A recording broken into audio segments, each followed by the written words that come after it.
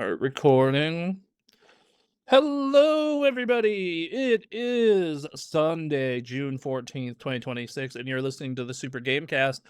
I am your host, Bronson Fiore, joined by Miss Emily Hulslander. Hello, everyone. Yeah, so the Donkey Doo got some stuff going on. He can't make it. Anthony hates us, so he's left us until next Xbox Showcase or Game of the Year. Rude. Yeah, that's Actually, true. Game of the Year will be first. Because that's Yeah, in December, so. yes, that is January or December. So, yeah. So hey, it's another week. Another week has happened. Oh, but this has been an eventful one because of Summer Games Fest. Yes, the Summer Games Fest happened last week, or I guess like over the past 9-10 days. More or less. Yeah, there was a lot of showcases. A lot of showcases happened. So I figure what we'll do is we're kind of go over what happened in each showcase, all the announcements in each, and then kind of give what ones we're excited for, and kind of go over there. So the first one we're gonna go over is just Summer Games Fest proper. Hey, they surprising no one. They announced Resident Evil Code Veronica, or is it just called Resident Evil Veronica? Oh, that is going to be crazy good. Yeah, I am not the biggest Code Veronica fan, but I do think that, they do a good job with these, and I think that if you are going to go about remaking Resident Evil in general, you've already done 1, 2, 3, 4. I think you do have to do Code Veronica. I mean, it only makes sense at this point. Just go down Yeah, the list of every single Resident Evil game. I'm gonna be really excited when they have to get to 5 and 6. That's gonna 5, be that's gonna be crazy. yeah, 5 because of just the overt racism, just the killing African people, throwing spears at you, real some real of its time media. Oh, absolutely. So there's that. I'm gonna probably play this, but I'm very lukewarm on this brand of Resident Evil. I am the person who is like Resident Evil peaked at 4. 2 is solid.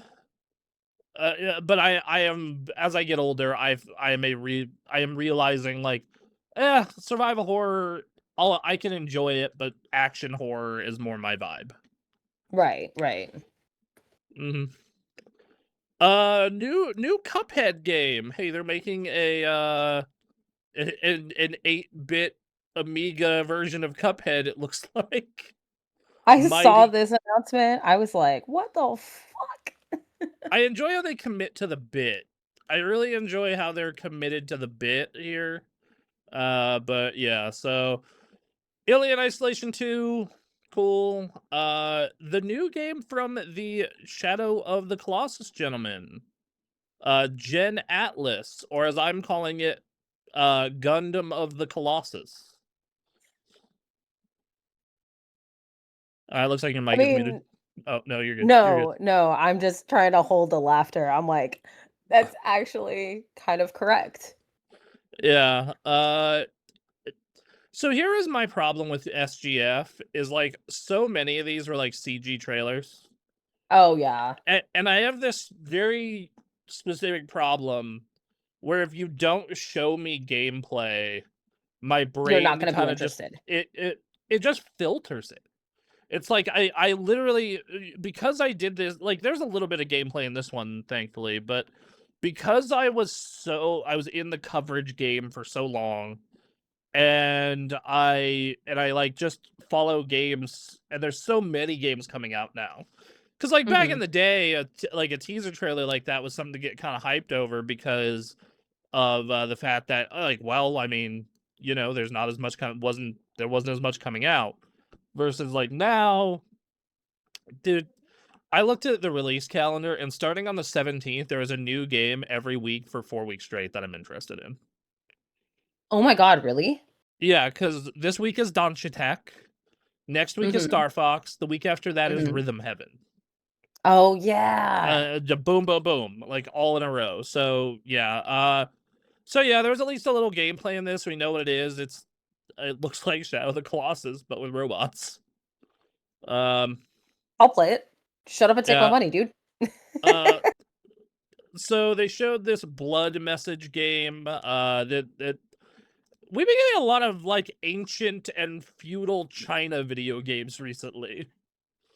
It's like that. Like there's been like a lot. Like Oh, Dynasty yeah. Warriors is back. This is happening. Um, Onimusha, Way of the Sword is coming out. that's Japanese, but Well, yes. still.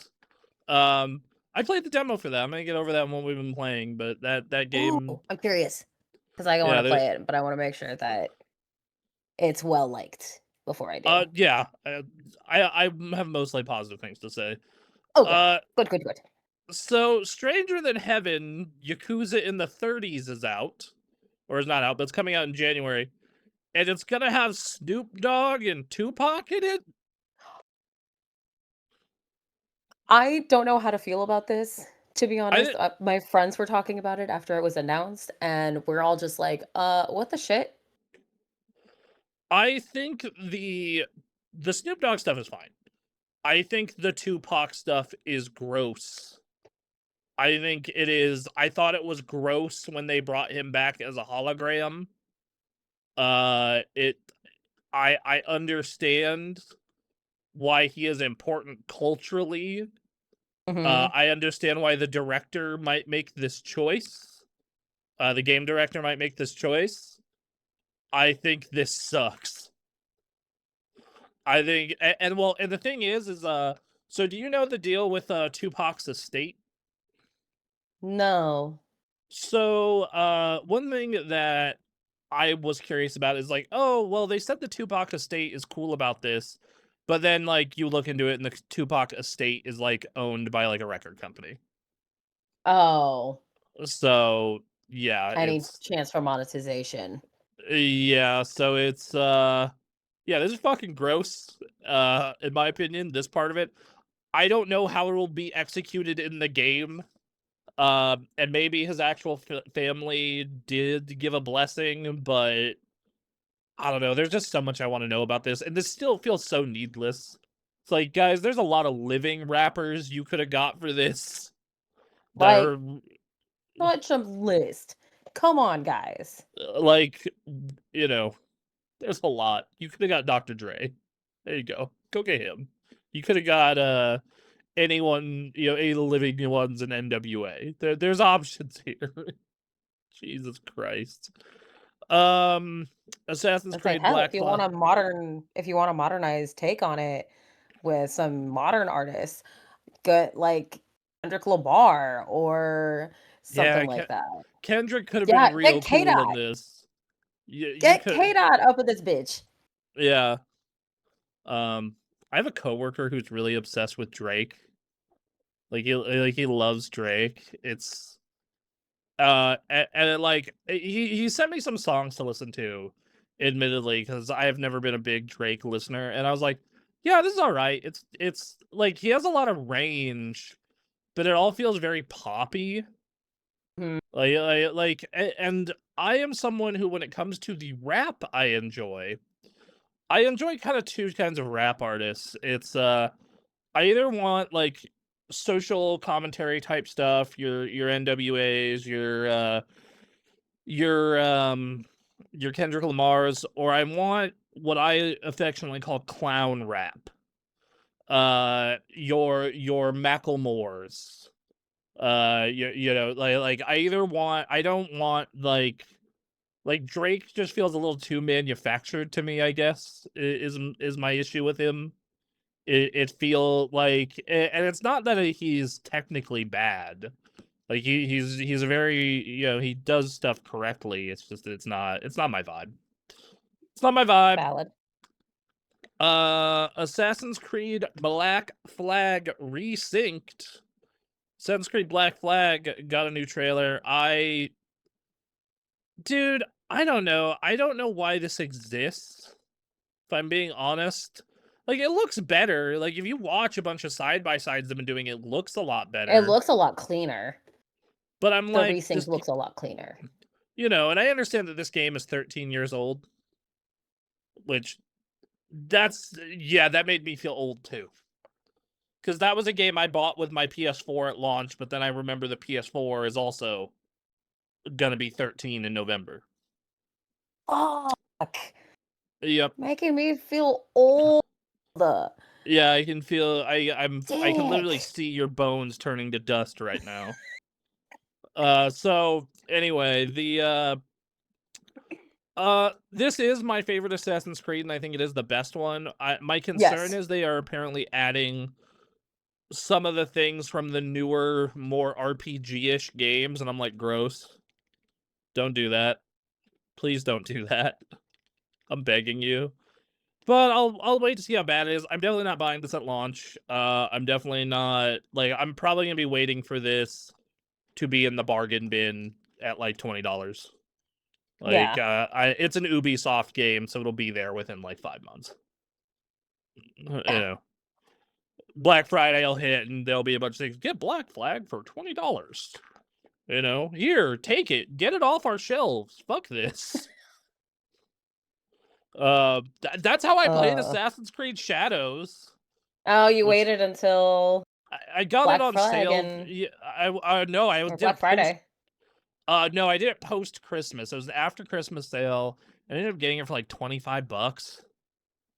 Yeah, it was, and I played it, and I was like, this is so wildly disappointing. And it made me look more favorably on Ghost of Yote. Because, like, when I finished Ghost of Yote, I was like, this is pretty good. It didn't blow my mind. And then I played, like, 8 hours of Assassin's Creed Shadows, and I was like, perhaps I treated you too harshly. You are excellent. So, yeah. I think I still have it. I was going to sell it, but now it's probably not worth anything because it's been so long. Oh well. I guess I own an Assassin's Creed game that's modern now. I guess. There you Cool. go. This was another one where I love the concept, but dude, they didn't show anything. Like, Platinum Games making a Ninja Turtles game sounds awesome. It's And it's also the last Ronin, which is probably one of the best like comic storylines in yeah, Ninja Turtle history. Like, yeah. come on, give us gameplay, damn it. But Give like, me- yeah, it's like cool you're making that. And the thing is nowadays teaser trailers are so much worse Yeah, because of the fact that game development takes so long. So yeah. if you're getting a teaser, you might not actually play this for like 3 to 5 years. Mm. Like it's crazy. New Gundam game. When they were showing this, and this one did get gameplay. When they were showing this, I actually ended up I originally thought it was an Armored Core game because I was watching it with Phoebe and I'm like, are they doing a new Armored Core already? That game's not that old. So, it looks cool though. I like giant robots. Giant robots fighting each I other. mean, who doesn't like giant robots? You know, get in the fucking robot, Shinji. Oh lordy. Somehow somebody continues to convince teams to make new Crossfire games. I don't know who keeps doing this, but it's happening. M. Yeah, I'm not quite familiar with Crossfire, so Crossfire is a shooter franchise that is very popular in China, but it uh isn't very good, and it keeps trying to come to the West and doing poorly. Like they did one on Game Pass like 4 years ago, and there was a single player campaign that was made by Remedy, actually, the Alan Wake and oh Control yeah. guys. So yeah. Um. Anyway, hey, Speaking there's a of new. Remedy, Yeah. Speak of the devil. There was a new video for the new Control game. I'm super stoked for this. I loved Control. Control was an awesome game. I the weird power stuff going even further is what I'm here for. That's out in September. That feels so soon. it That really feels does. really A lot of the soon. games that were announced that are coming out between now and basically Grand Theft Auto 6, it's gonna be here before we know it. It's Oh yeah, freaking oh, we're nuts. we're gonna have a talk about Grand Theft Auto 6 in a minute. but Oh, Jesus.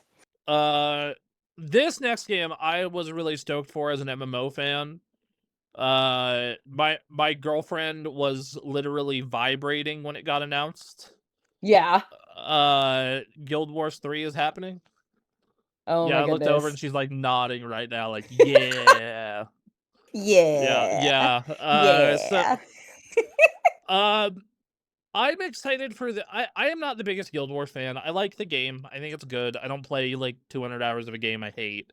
But I am more excited for this because it is a new and modern MMO. And I am hoping because I often look at the MMO landscape right now, and all the big MMOs are older than dirt. Guild Wars is 14. Oh Final my god. Fantasy is 13. E- Ah. ESO is 12. Let's see. Uh, let's see. ESO is 12. Uh, WoW is 22 in this November. Uh, let's see. RuneScape is like 24. Oh my god. But yeah, like when you look at a most popular MMO list right now, it's pretty much filled with old as shit video games. Destiny 2, for example, is 10? No, Yeah. it's 9. It's 9. And that's like It's the 9? newest. Yeah, Destiny 2 is like 9. And you have to think that that is a game that is the most modern on the list. Jesus. BDO is like 10. Fucking, Warframe I think is 12. Uh I don't count it as an MMO, but if you count Fallout 76, it's like 9. Um Damn.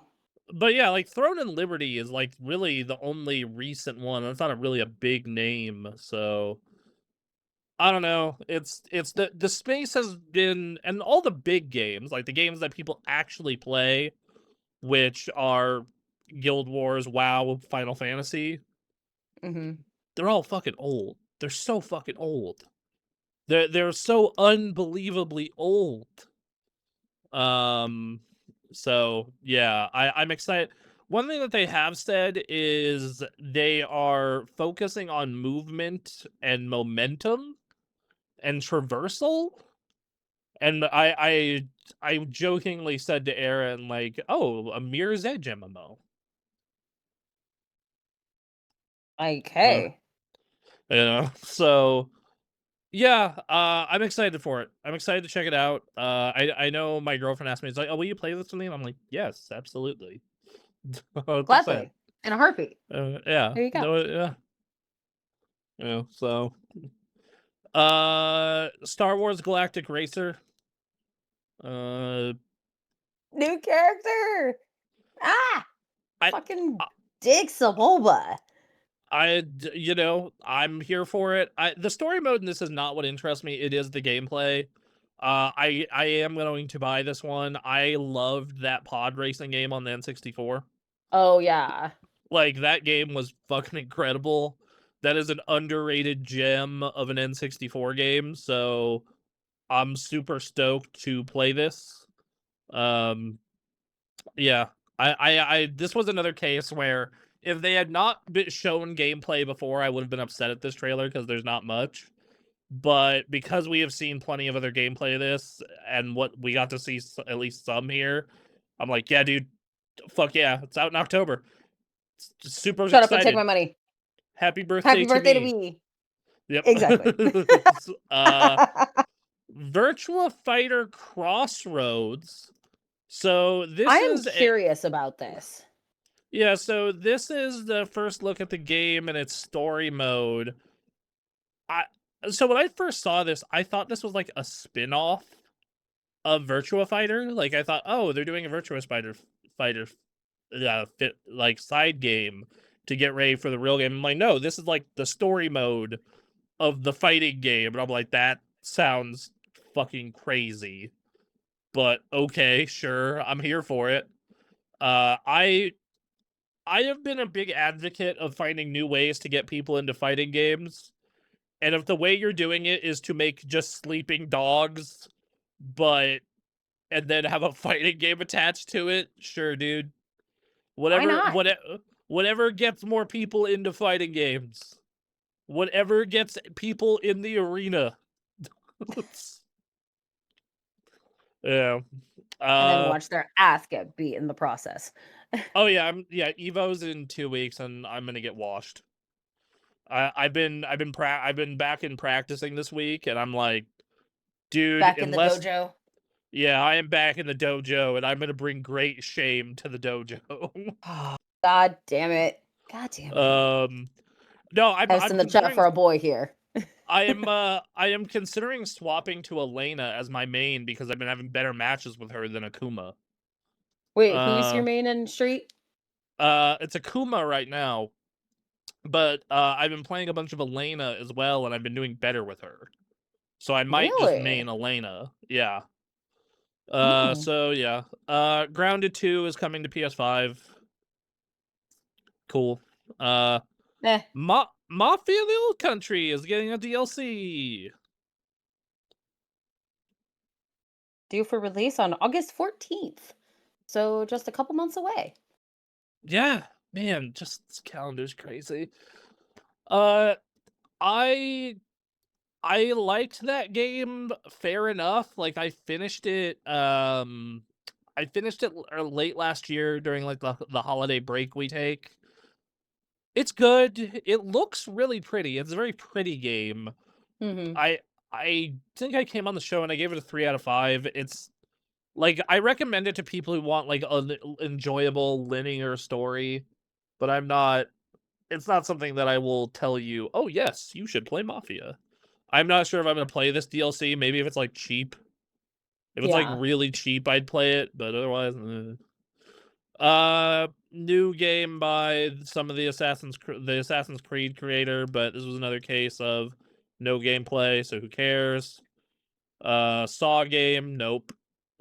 Lords of the Fallen 2 because we need more Dark Souls clones. We really need more Dark Souls games, everybody. Star Wars Zero Company, Star Wars XCOM. This, I'm not gonna lie, I'm pretty stoked for this, actually. Like, XCOM is one of the few strategy games I really enjoy. Like, I was listening to you talk. I'm curious about this Star Wars XCOM, as you so eloquently put it. So yeah, like I'm into it. And I'm someone who's been burnt out on Star Wars for a while. That's Like true, you have. Parker thinks it's a boycott. Like in our Discord, he's like, "Oh, you gotta stop boycotting Star Wars," and I'm like, "I never started, dude. It's just sucked for a long time. It's not a boycott. It's just that there's so much, and most of it is fucking ass." You know, like, and my point has been proven right because apparently that new movie, what is it? Grogu and the Mandalorian and Mandalorian. Grogu. Yeah, apparently that movie is like mid as fuck. It just feels like a Yeah. long episode of The Mandalorian. Yeah. Uh, It you was know, fun, but it was kind of me. Yeah, like, dude, at that point, I would just like, I am at and maybe and I'm like, I don't wanna come off as just a fucking old angry man, but even Angry old man because yells at cloud. yes, because I, I because here's the thing is like I genuinely really did love Star Wars at one point in my life. And I've liked even some of the newer stuff. I liked Rogue One. I thought Solo was a pretty good movie. Uh, it's just too fucking much. Like it's too much, too many games, too many shows. Like I on the real though, like I'm pulling up Disney Plus right now. Okay, in the 2020s, so it's been almost 6 years. 6 years of you know Disney Plus existing, right? Hmm. We have Maul, Shadowlord, The Mandalorian, Andor, Star Wars Visions, Young Jedi Adventures, Star Wars, Lego Star Wars Rebuild the Galaxy, Ahsoka, Star Wars Tales of the Underworld World. They brought back Clone Wars, Acolyte, Tales of the Empire, The Bad Batch, The Book of Boba Fett, Kenobi, Tales of the Jedi, fucking a bunch of spin-off Lego Skeleton bullshit, Crew. Skeleton Crew. And I'm just like, dude, let it rest. Let it take a fucking break.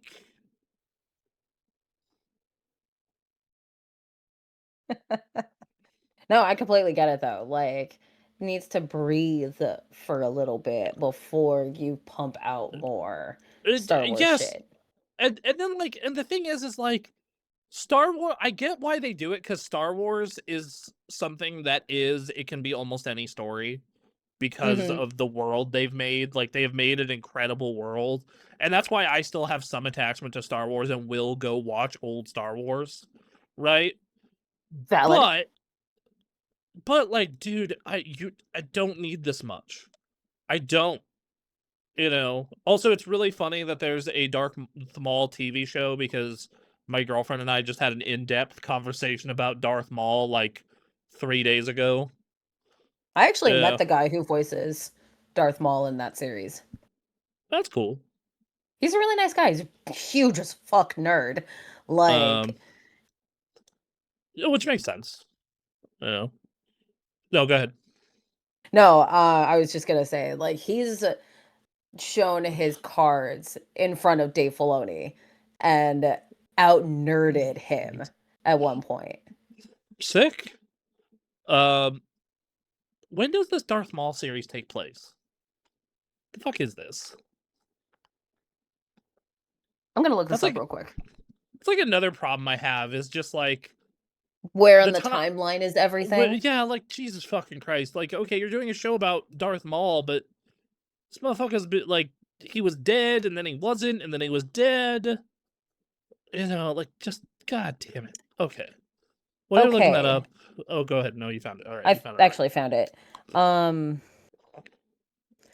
apparently, this show takes place roughly 1 to 2 years after Revenge of the Sith and the Fall of the Republic. Didn't he die in Clone Wars? Supposedly, Fuck. yeah, Okay. seemingly killed after being cut in half by Obi-Wan Kenobi, but returns with mechanical legs in the Clone Wars. Yeah, doesn't he die during that show? Briefly rules Mandalore, is captured by Ahsoka Tano, escapes amidst the chaos of Order 66, hiding on the Imperial occupied city planet Jinx. Okay, sure. All right. Love, turns out he lives. Yeah, he's like alive after Revenge of the Sith. He like escapes. But doesn't he like fight Obi-Wan like way later when Obi-Wan's an old man and he Star Wars loses? Rebels Okay, so he does. Yeah, okay, meets no, his he does. end in an iconic final showdown with Obi-Wan Kenobi. Yes, he dies in a rematch with Obi-Wan like 30 years after the first time he dies. Okay. I'm glad you helped us with that. That was a discussion we had 3 days ago. Thanks. You're welcome. All right, moving down the list because we gotta keep this moving. New game from a bunch of ex-Witcher devs. Blood of the Dawn Walker, the vampire RPG. That's out September 3rd. This game looks amazing. I got to see it at PAX last year. I'm excited. This is another case of where 90% of what they showed was cinematics, but let me know how it is. Oh I'm yeah, for sure. curious because of the dev pedigree, but I'm also like, Among Us story game, okay, whatever. Meh. We're getting 007 First Light DLC. That's cool. I'm down for that. It'll be good. Monster Hunter Wilds DLC, Ascendance coming out next year. A quote massive expansion to the game. This will be good. Yeah, I'm really There's a excited lot for of this. Monster Hunter nerds.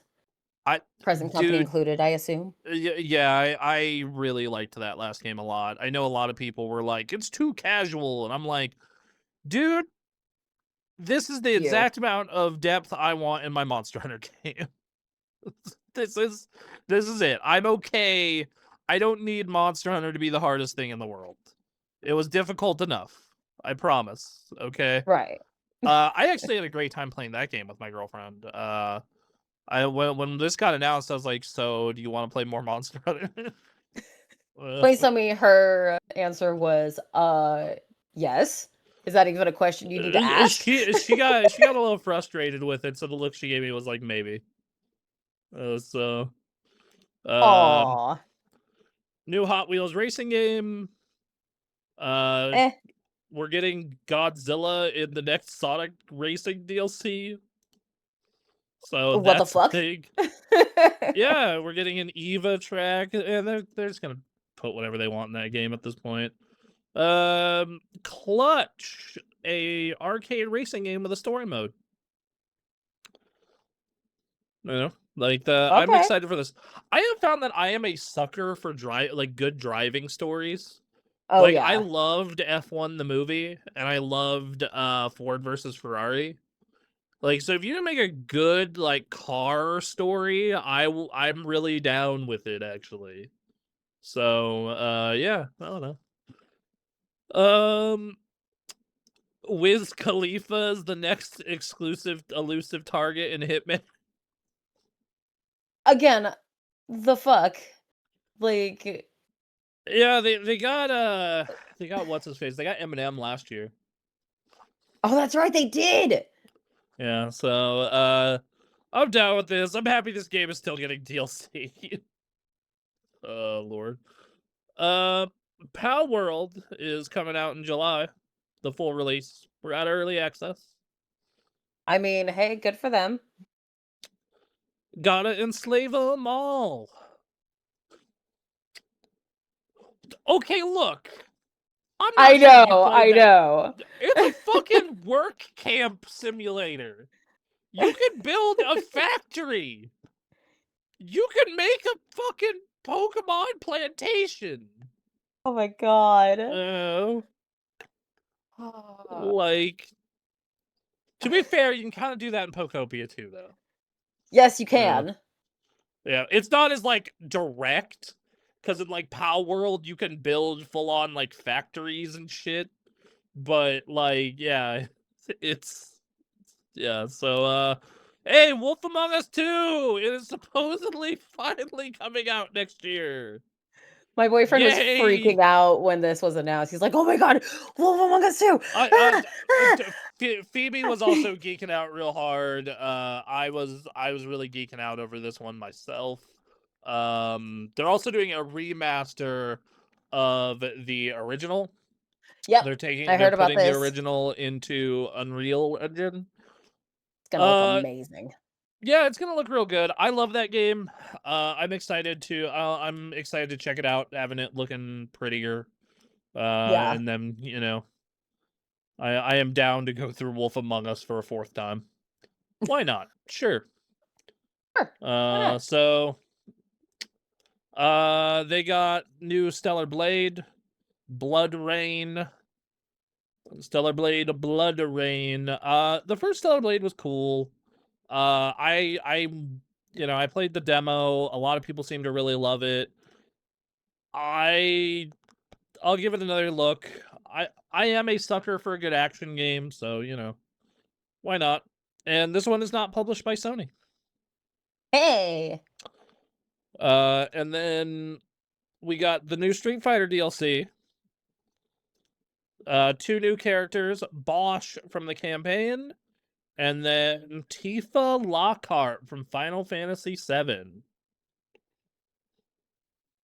I know this was one that a lot of people wanted. Like everybody and their mother wanted fucking Tifa Lockhart in Street Fighter. Well, the original thing that a lot of people wanted, they wanted her for Tekken, Oh, especially that's true. because They did. like Tekken had a Final Fantasy character already with Noctis, and then Oh Clive. yeah. But nah, Street Fighter got Street Fighter got to her first. Street Fighter is stealing Tekken's thunder right now, man. It's not looking good for Tekken. And then last but not they ended the show on a whole lot of Final Fantasy VII Remake. The part 3. A whole lot of remake part 3. So yeah, that looks awesome, and it's out so soon. It's out March. I'm excited for this. Like, finish the full story of Final Fantasy VII. But not because it's not the same story. Exactly. I mean, even in this trailer, they show like the fucking cannon misses. That like the Juron cannon, it misses in this. Yeah. I'm excited to play Vincent.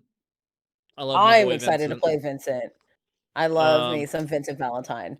Like, yeah, no. Damn. They have this job sphere system going on, so like it does the Final Fantasy X-2 thing of like the outfit changes with the job. Oh yeah. The scale on this seems fucking crazy. I wish I had a whole bunch of extra time, because I would love to replay part 1 and part 2. But I don't have a spare 70 hours in my life to replay both those games. Nope. I don't know. That might be a fun thing to do in the lead up to the full release, though. That could be a lot of fun. Maybe jump back into those games like 1 month per game. So do Final Fantasy VII Remake in like January, and then do Rebirth in February, and then when Revelation comes out in March, you said? Yeah, I believe it's March. Let me double check. I'll pull up the Steam page real quick. I know that I put this on my Steam wish list, or at least I thought I did. I might not have. Whoa. I might have. I think I might not put, because I might get this one on PlayStation. So that's why I played the other 2. Okay, no, it is just spring of next year. I thought they dated this. Swore they dated this.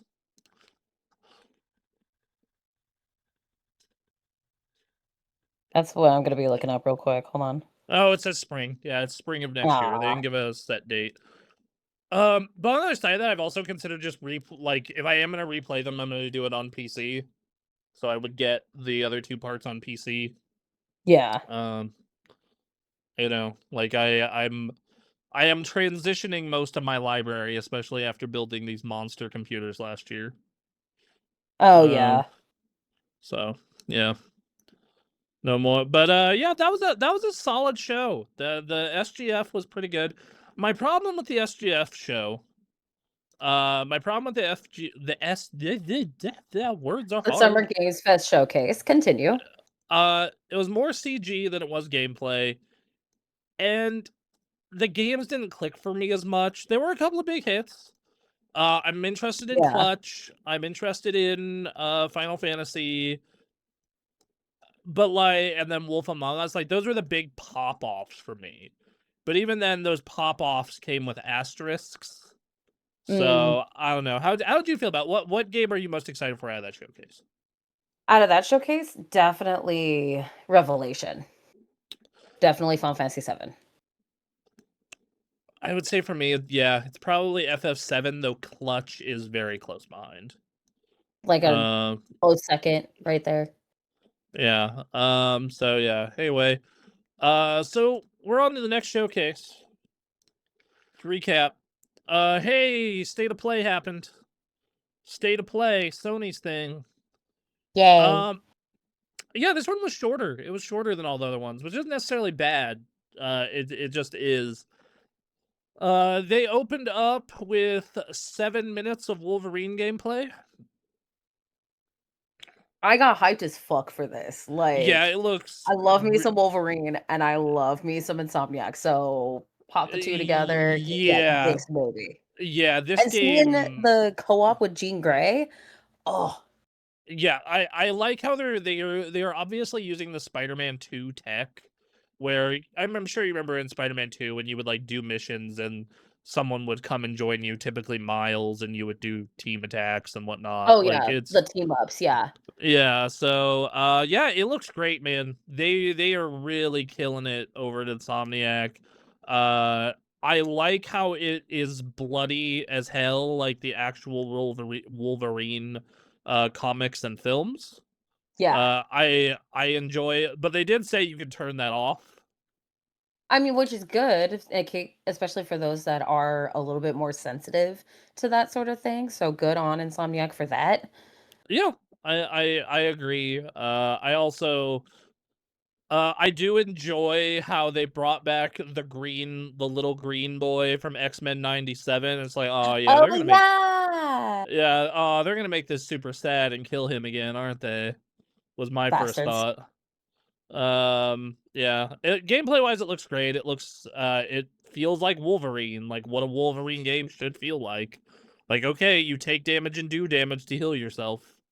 This is Yeah, sick. and just seeing that like healing ability that he does when we see that shot of like his side all bloodied and then slowly like patching himself up as he's moving, it's like these guys really did their homework when it came to Wolverine and the X-Men and all of that. So again, props to Insomniac for this. So Yep. excited for September now. Yep, super stoked. Glad it's coming out soon. Uh, this game for the longest time for me was just like, yeah, that teaser they showed like 5 years ago was cool. I wonder if it's gonna come out ever, and it is, and it looks Fair great. enough. It is. Uh, they showed 3 new characters from Marvel Tokon. We The got Knights of Doom. the Knights of Doom will be the name of the team. We got our boy. Oh, and they showed the announcer is once again Galactica. The Galactus? No, not Galactus. The girl, his daughter. The Oh, Marvel Rivals character. Anyway, or not character, but announcer. That everyone hates because she's so chipper and perky. Uh, bitch. but oh yes, Magneto. They showed Magneto, which he looks sick as hell. Uh, you know, he won't do infinites in this game like in MVC2, but that's okay. We still love him. We still love him. Uh, Still love. yeah, and then Green Goblin, which looks fucking incredible. That looks Uh, nuts. and then Carnage is the Yeah. last new one. I will say I did love the meme floating around the FGC was the Green Goblin looks great, but I'm afraid if I play him, he'll whisper for me to do crazy unoptimal shit uh in my matches, you know. In Oh my which god. some of the impressions I got to that were pretty amazing. In my own local group, I posted that, and someone was like, "Who cares if you're minus? Supers are invincible. Just send it. He won't expect the 10th throw. 5 seconds left. You have the lead. Time to sprint at him and press." Uh, and then I sent it to Ed, who, if you've watched our fighting game streams, you know who Ed is. Yeah. Down back, coward. Down back is blocking low for those of you who don't know fighting games. Yeah, this game looks amazing. I've been hyped for this a year. I love both betas. I'm chomping at the bit to play more of this goddamn game. I loved their last tag fighter, Dragon Ball Fighters. Dragon Ball Fighters is still my favorite fighting game ever. Right. I don't think this will replace that, but goddamn, that demo was a lot of fun, or that beta was a lot of fun. Rayman Legends. This game looks like shit. It literally looks worse than the old game. And I'm gonna prove it. So yeah, you see the footage on screen right now. Here is Rayman Legends, the new one. It's all 3D and whatnot. Yeah. It is Rayman Legends, but made 3D for some reason. Well, I know the reason. It's to save cost, because hand animating that shit is expensive. Yeah.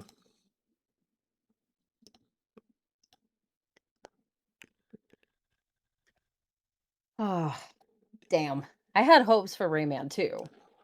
Well, I mean, I like the gameplay of Rayman Legends. It's just that I want to show footage here, everyone. So you saw the remake, or the retold. Oh. Dumb, but whatever. I don't know why the trailer is taking the original game footage taking so long to load. Holy shit, that's loud. Jesus Christ. Yeah, but here is the gameplay of the original. It's hand animated, it looks nice and crisp. Look at that. It looks fucking incredible. So you look at this, right? And then you go and you look at this. And it's like, Rough. dude, the colors look all washed out. You're using the 3D, so it just, ugh. Ugh. It's my response to that. It's just, ugh. Just go play the original, everyone. Just go play the original Rayman Legends. It's out there. It's an incredible game. In all honesty, Rayman Legends is an incredible video game. I will give you that. Anyway, whoop, that's news later. Dave the Diver is getting a spinoff. This I'm definitely curious about. Yeah, so I have not played Dave the Diver yet. It is on my list. I have it downloaded to my Steam Deck. My girlfriend was obsessed with it. I think she did I think she 100% Dave the Diver. Yeah, I like how when I can commentate, she will nod yes or no. It's pretty great. Off-screen legend. Off-screen legend. Just hire her to be producer Phoebe. She can run the stream. There you go. If it works, it works. Yeah. But yeah, this game looks cool. It looks real neat. It looks weird as hell. It kind of reminds me of a DS game. Something you would have seen on the DS with the cooking and whatnot. Cooking Mama or... Yes, Cooking Mama is a pretty good... Cooking Mama, but if it were under more pressure. I will say watching this trailer makes me want to get sushi. Yeah, so this is a prequel. Sudden food craving, ladies and gentlemen. The new game from the not Evil Within. It's that game you really like, that horror game that was on Game Pass. Ghostwire Tokyo? That's it. It's the new game by the Ghostwire Tokyo lady. Yeah, I saw this trailer. I was like, oh my god, I want it. I want it. I was pretty geeked about this, actually. I'm always a big fan of new IP. I'm very much I give you bonus points for new IP or doing IP no one would expect. Look, getting a new Final Fantasy or Resident Evil game, that's great. Love it. But when you bring back something that's old that hasn't been touched in a while, I'm always a little more stoked for, or something that's brand new. But this looks incredible. I'm a big sucker for urban environments like this. I'm a big sucker for crazy anime bullshit, and this has a lot of the tone I'm really into. I just hope that it feels good to play is my big thing. So yeah. Guess we'll find out next year. Yep. New Tomb Raider, nobody cares. And it's delayed too. Yeah, it got delayed to next year, which whatever. I don't know. I'm real salty about this game because I liked the Survivor trilogy. I liked when they Yeah. did a more grounded Lara Croft. I think that 2013 game and then Rise of the Tomb Raider and Shadow were all pretty great. So going backwards and being like, yeah, you're gonna shoot T-Rexes with dual-wielding pistols, and I'm like, okay, yeah, sure. You know, and it could be a good game. And then this is another game that has an AI controversy about it. Hey, comment in the chat. Thank you, Otaku Man. Yeah, we're doing good. Dinosaur survival horror game is coming. Annapurna Dinosaur Survival Horror, The Lost Wilds. So this game is interesting because the way I'm hearing it described is they, instead of making a game that is the dinosaurs act like monsters in a horror game, is we are making it so the dinosaurs just behave like wild animals. Like how you might think, and then how a wild animal would behave. And that part has me extremely interested. It definitely has my curiosity. Yeah, look, anybody who's watched our content over the years knows I don't particularly care for survival games. I am willing to try this one because I am a sucker for dinosaurs. I am a violent sucker for dinosaurs, so I might give this a shot. Hey, Phantom Blade Zero is getting delayed from August to October, October 29th. Well, it's originally September to October. Oh, I thought it was August. Okay, September. Nope, September 9th to October 29th. Dune is coming out. Getting a new Dune game, Dune Awakening. Dynasty Warriors. It's coming out on consoles because it's already out on PC. That's right. I forgot about that. Good catch. Thank you. Dynasty Warriors 3 is getting a PS5 remaster. Shrug. Ultimate shrug. You know, like, cool, I guess. Onimusha, Way of the Sword has a date that is coming out in September, which we were curious about that. But there's a demo that I played. And it's going to be out on all consoles, by the way. Yes, it's getting a Switch version as well, and a PC version. So multiple opportunities.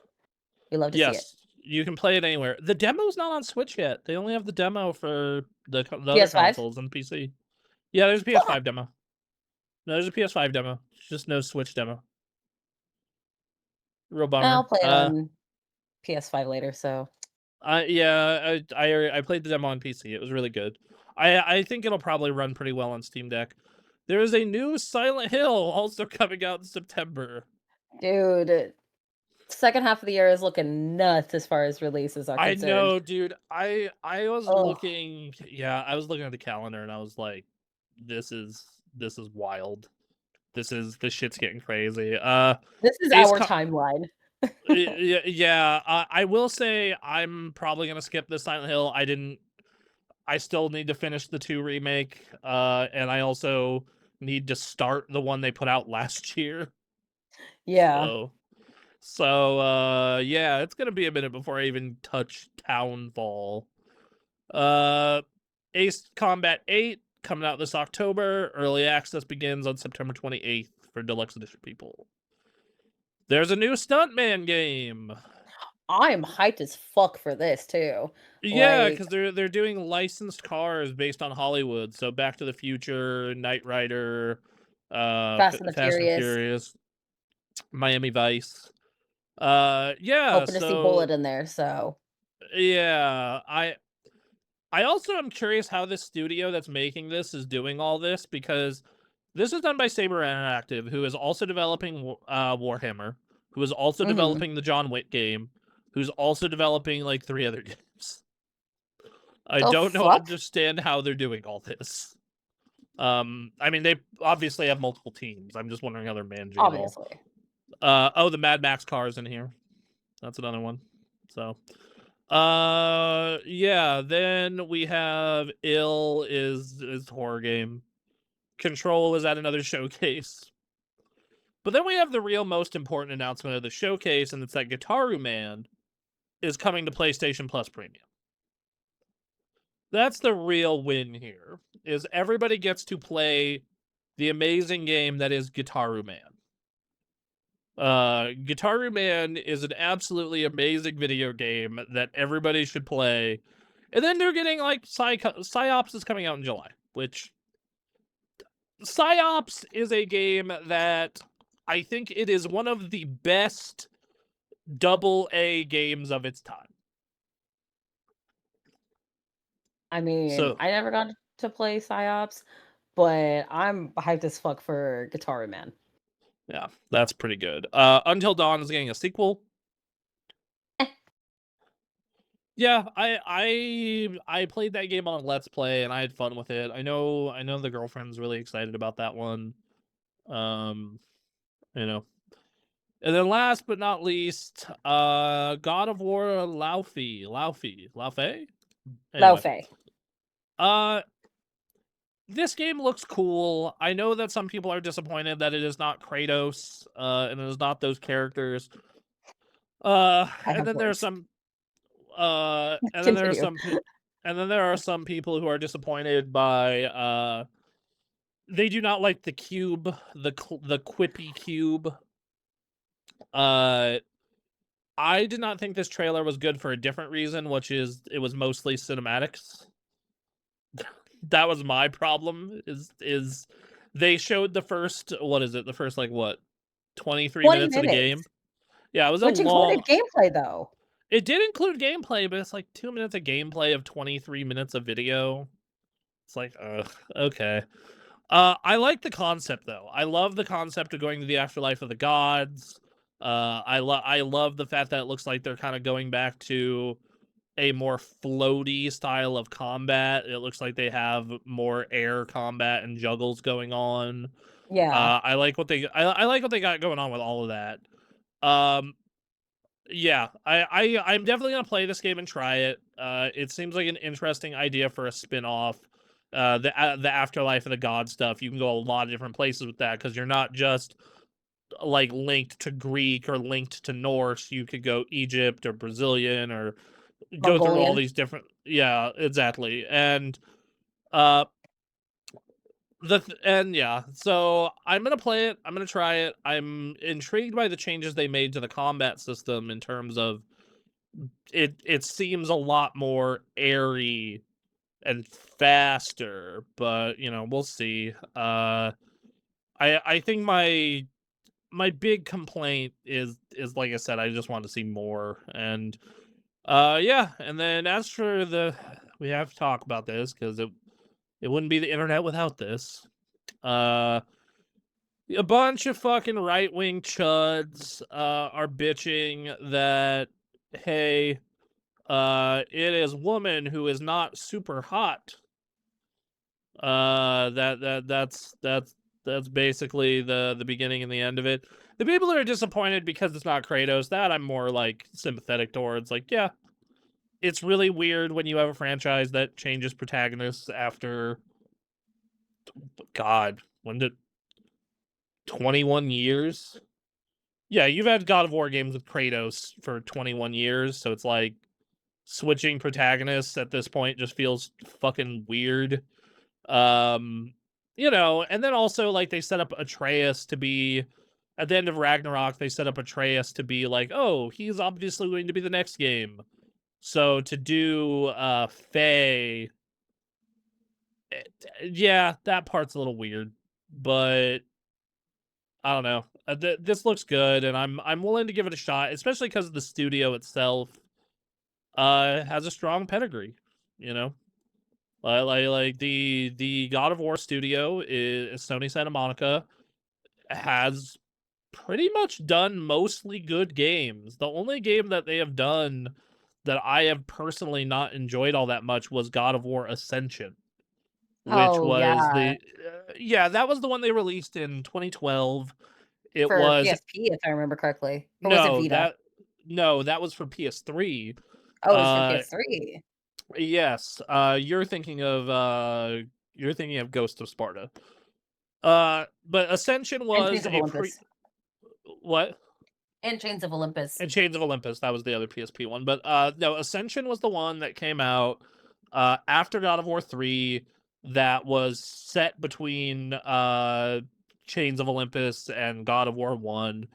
And it was fine. It just kind of felt pointless because we know Kratos' story. Like this is nothing. This is a filler arc, Yeah. and the gameplay was just kind of more of the same, and it just didn't hit. But this will be cool. Like I think this has a lot of potential to be really cool and really enjoyable, and I think people should at least give it a shot. The studio is very talented. So yeah. Anyway, yeah, that was the Sony showcase. What are you most excited for out of it? God of War. God of War. Okay. Well, I grew up with God of War. I grew up with the original So do I. trilogy. I have the original game signed by David Jaffe. See? And I actually got to meet the newer Kratos from the 2018 and God of War Ragnarok and Mm-hmm. all of that. Really nice guy, by the way. If you guys ever get a chance to meet I Chris Judge, fantastic. he seems like it, especially judging by his 30-hour long award acceptance speeches at the Game Awards. Yes. So I am genuinely excited for Laufey because of the fact that it is her and it is this new realm of the afterlife. And to all of those that are bad mouthing Frank the Cube, y'all can get fucked. Okay. I love him. I am conflicted on Frank the Cube because I love me a gelatinous cube. That's just a good time. On the other side of that, though, I am starting to get annoyed by quippy sidekicks. Yeah. It's Jack So Quaid though. yeah, he's a good actor, but like still, that doesn't change the fact that he's gonna be another quippy sidekick. Um, Ah. Even still, I'm eh, excited for this one. For sure. yeah, and yes, I'm still excited to play the game.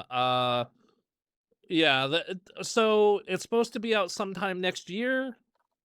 That's what we know. Like these games have a habit of, so that it's 2027. That's what we know. I will say it does look like it's pretty far into development. So we're Um, probably looking at sometime in what, mid year to second half? I don't know. Yeah, I could see them having that be their winter game, unless they have something really, unless they're really a lot farther than intergalactic than they're showing, or they got something really good under the hood. But yeah, I'm gonna probably say late next year. I would imagine Uh, as such too. Get that for me, push for game of the year. for me, the big games out of that showcase, Guitar Man aside, of course, Of course. were definitely Wolverine and Marvel Tokon. Mhm. Those are And Wolverine. I Wolverine know is a that. close second. Yeah, those two were not surprises. They've been known, but seeing more of them and seeing the Green Goblin being a character, I was like, ooh, That's gonna yeah, be insanity yeah, for Tokon players.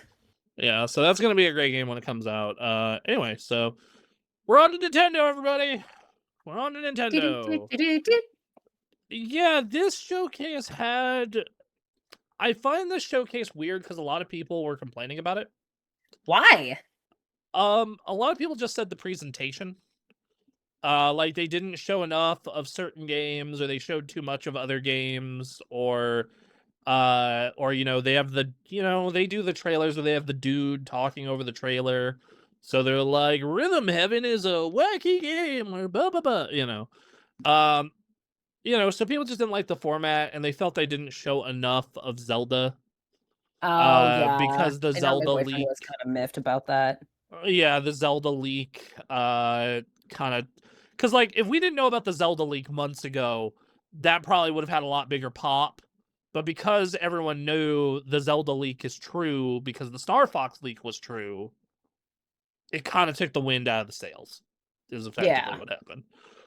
But that's okay. They showed 50 fucking video games during this. And I'm going to be real. Even if you didn't like the presentation or they didn't show enough Zelda, I do not know how you could have watched this presentation and gone, damn, they showed so much shit that looked good.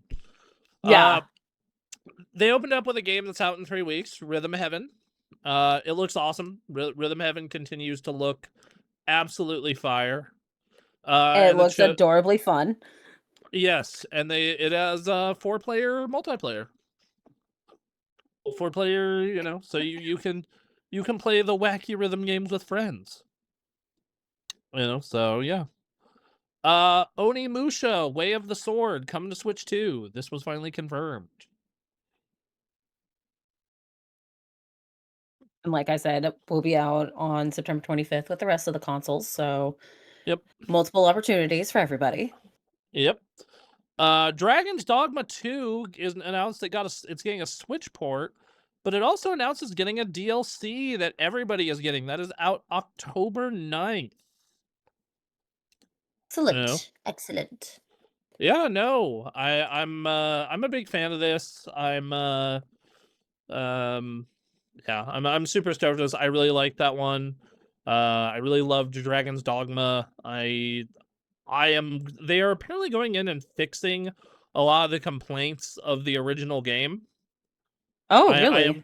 I'm curious to see where they're gonna go when it comes to that. In terms of scale and scope, they already put out a title update patching some of the stuff that people complained about. This is gonna have 2 new zones, one of them being a winter zone. Which my first thought when hearing that is, this is Dragon's Dogma. We're gonna have to get cold weather clothes to be safe there, aren't we? Yeah, probably. Stellar Blade is coming to Switch 2. This will be good too, because I never got the chance to play it, and I'm like, ooh, I can play it on the go. Yeah, I think that's one thing that a lot of people bitched about is like, oh, well, I have a PS5 and I've already played a lot of these games. Like, well, yeah, but now you can play them portably, dude.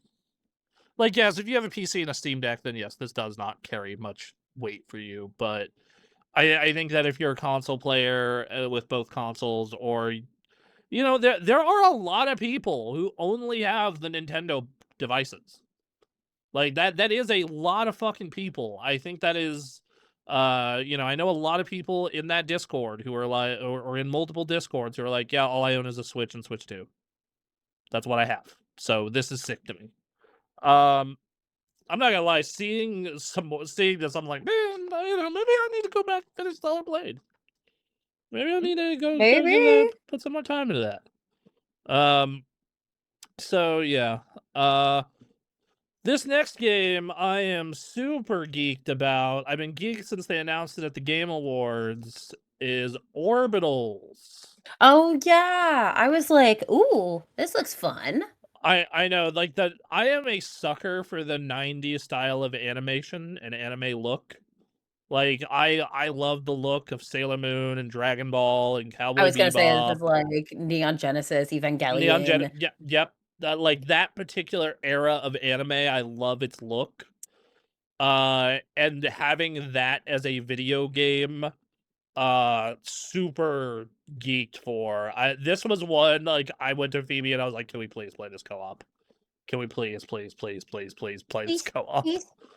And gameplay wise, it looks like it's a Split Fiction or It Takes Two style game. Like Yeah. everything they've shown, it's very much Haze Light Studio style gameplay, which yeah, those games did very well. So I'm hoping this does very well, and I'm hoping it's an awesome game. God, just looking at it though, I am such a sucker for this shit. Like if you make a game look like a '90s anime, I will at least look at it and consider purchasing it. So, And it comes yeah, out September 3rd. yeah, and this is a Switch exclusive. This is only on Switch 2. So Yeah, they're doing good stuff with that. Rayman Legends gets to continue looking ugly on another platform. All right. Womp womp. The Big Walk is a cooperative multiplayer game from the people who made Untitled Goose Game. I don't know why they've made the trailer private, but okay. One Piece Grand Gourmet was announced, which is a One Piece cooking game. Cooking So it's a management sim. cooking management sim. What do you In like 8-bit format, and I'm like, okay, this is actually interesting. Yeah, this is cool. I don't particularly watch One Piece or care for One Piece, but Ninja, if you're watching this right now in the chat, how hyped are you? yeah, somewhere HR Ninja is geeking and freaking out. Yeah, funnily enough, the One Piece part of this is what makes me not really all that super interested. Like, that's the part of it that I'm like, whatever. You know, like, if this was, like, an IP that I was super attached to, like, if this was, like, a Food Wars cooking management sim, I'd be all over it, but, yeah. Speaking of games that a lot of people are really loving, Pocopia is getting a free update today and paid DLC. The update today lets players use the new dive move to explore the ocean floor and create underwater towns. And then there is a DLC with part 1 coming out in August called The Bubbly Basin gets added to the game. This is gonna be a real fun way to enjoy more of this. This game is starting to make a push for like game award Yeah, conversations. it's going to be in pretty much everyone's top 10 list on our It's site. yeah, say it's in my top 10 right now. So It's in mine. The amount of people who played this game is crazy. Like, I know my girlfriend has like over 65 hours in it. Anthony has like over 95 hours in it. I need to jump back into it, but I'm probably going to be joining you guys on those numbers. I hop back into this week. I'm hoping to continue to make progress on it. Like, my thing with that game in particular, or like pretty much all of these besides Animal Crossing, I build for efficiency. I am here to complete objectives, which leads to creating what is a terrible landscape for Pokemon to live in. But that's okay because they're getting all their needs met. It's kind of like Yeah. America, actually. Yeah, it's really ugly and kind of a little dystopian, but it's okay. Everyone's got their stuff taken care of. Yeah, as long as you have a roof over your head and a place for food and some extracurricular activities or whatever the case may be, then everything's fine. Here's your food and your straw hut. Now start making me materials. Oh, So, Jesus. Penny Arcade did some amazing comics about that game. Oh, I know. They It's did so some good. amazing comics about that game. Yeah, I've been enjoying it. I will say that it has the problem with me personally of like it just makes me want to go play Viva Pinata. But you know, hey. Let me tell you, Charmander is not as cool as Fizzly Bear, but Charmander's still pretty cool. So moving forward, Fire Emblem Fortune's Weave gets a release date. That's out in September. September 17th. Yeah. Notice the trend here, everybody. September, October. It's almost like there's a game that's coming out in November that no one wants to be around.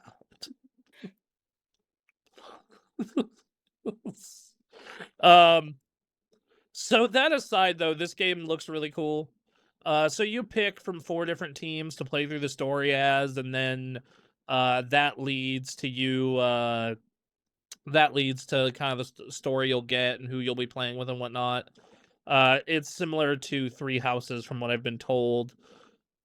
I it has been a hot minute since I have played through a Fire Emblem. The last one I played was Awakening, and I loved it. Mhm. I'm gonna probably get this and give it a shot.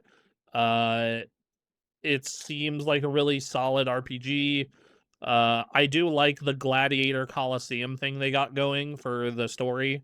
Like I think that's a unique idea. I feel like there are not a lot of RPGs that are like, yeah, it's mostly set in this one place.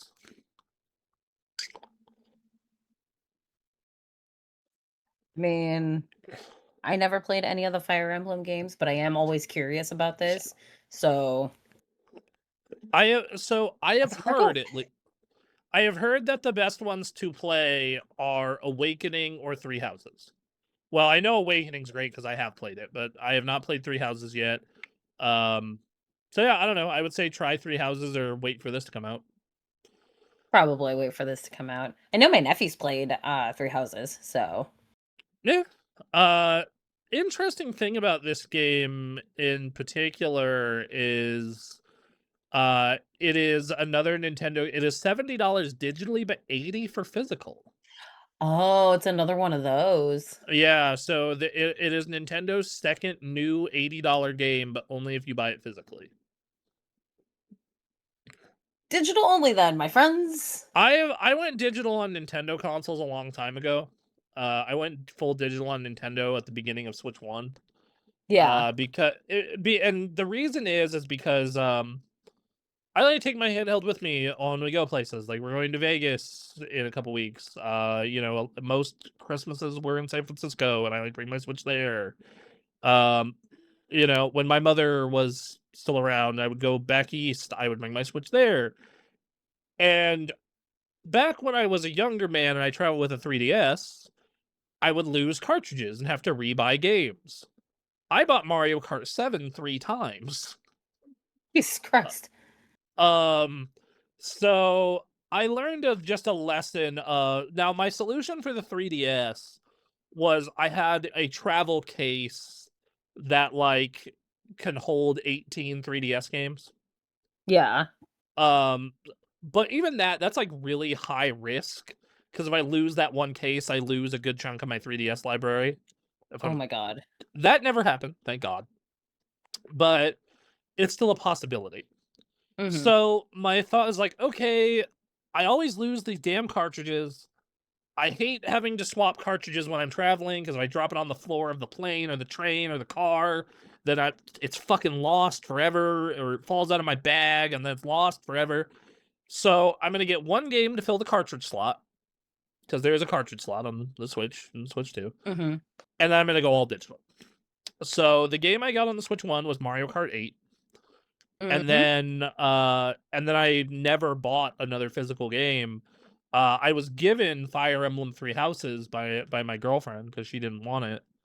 And then after I was given Fire Emblem Three Houses, I ended up buying 2 more physical Switch 2 games because of the stupid ass video we did last year.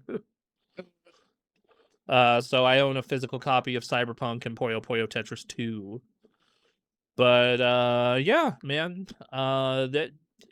So for me, this is no problem, but every time there's always a comment in some of the Discords I'm in being like, physical for Switch. I'm like, dude, just it's okay. Just just accept it. Anyway, Just accept your fate. also, this was the promise of digital games a long time ago, by the way. It's like, well, they don't have to make a disc or cartridge and they don't need to transport it. So I theoretically that should be cheaper for you, which is Mm, how it should be. yes. Very Uh much. they showed off a game called Ninjala 2: The Uncharted Planet. I don't know jack shit about this. I didn't even know there was a Ninjala 1, if I'm Same. being honest with you. Same. So it looks like a fun platformer, but I didn't know this existed. So DK Challenge Event, Donkey Kong Challenge Event has hitting NSO. You take on challenges, a variation of Donkey Kong games to earn collectible challenge cards. DK Bonanza's paid DLC is getting time limited Mario content, which I'm gonna be real. It's really weird that Donkey Kong is wearing a Mario outfit because Mario had Donkey Kong as a prisoner at one point. He Is this did. a Stockholm Syndrome thing? Is that what this is? Donkey Kong, do you need therapy? Look, man, And you then don't need this, man. You're free to do as you please. you are your own ape. It's fine. Yes, you are no longer in the prison. And then Pauline here in Luigi's Fit. Yeah, she's a kid though. Like that's okay. She's just playing dress up. Oh Jesus, I blew my eardrums out with the video. You good? Yeah, Jujutsu Kaisen is getting a Switch 2 game. It's an 8-player survival royale. Everyone tells me I should watch the anime. I have not. But yeah, this is basically vampire survivors, but competing against other people to survive. It's all right. Lords of the Fallen 2, we went over that earlier. Lies of P is getting a Switch 2 port. And it's the entire game, so it's a base plus the Overture. Yeah, and I've heard Lies that of P expansion is Overture awesome. expansion. Yeah, I've I heard have too. I think I'm just burnt out on Souls likes. I really liked Fair. Lies of P when I played it. I didn't finish it. It was kind of the game, like it was like this game and Elden Ring, a couple like a year or two apart, where I was just like, I think I'm burnt out on this genre. I have played too much of this. Hey, speaking of games though that I could never get enough of, Devil May Cry 5 is coming to Switch 2. It is going to have all the DLC and run at 60 FPS in both modes. Look, I love DMC5. I would be more than happy to play this for a fourth time? Yeah, fourth time. Because I played it when it came out on PC. Then I got it for free on Xbox, and then I played it again on PS5. So yeah, this would be a fourth time. Yeah, no, this game is one of the best games ever made. You can make an argument that it is the best character action game ever created. And interesting enough, it is only $40 on Switch 2 or $30 if you pre-order it.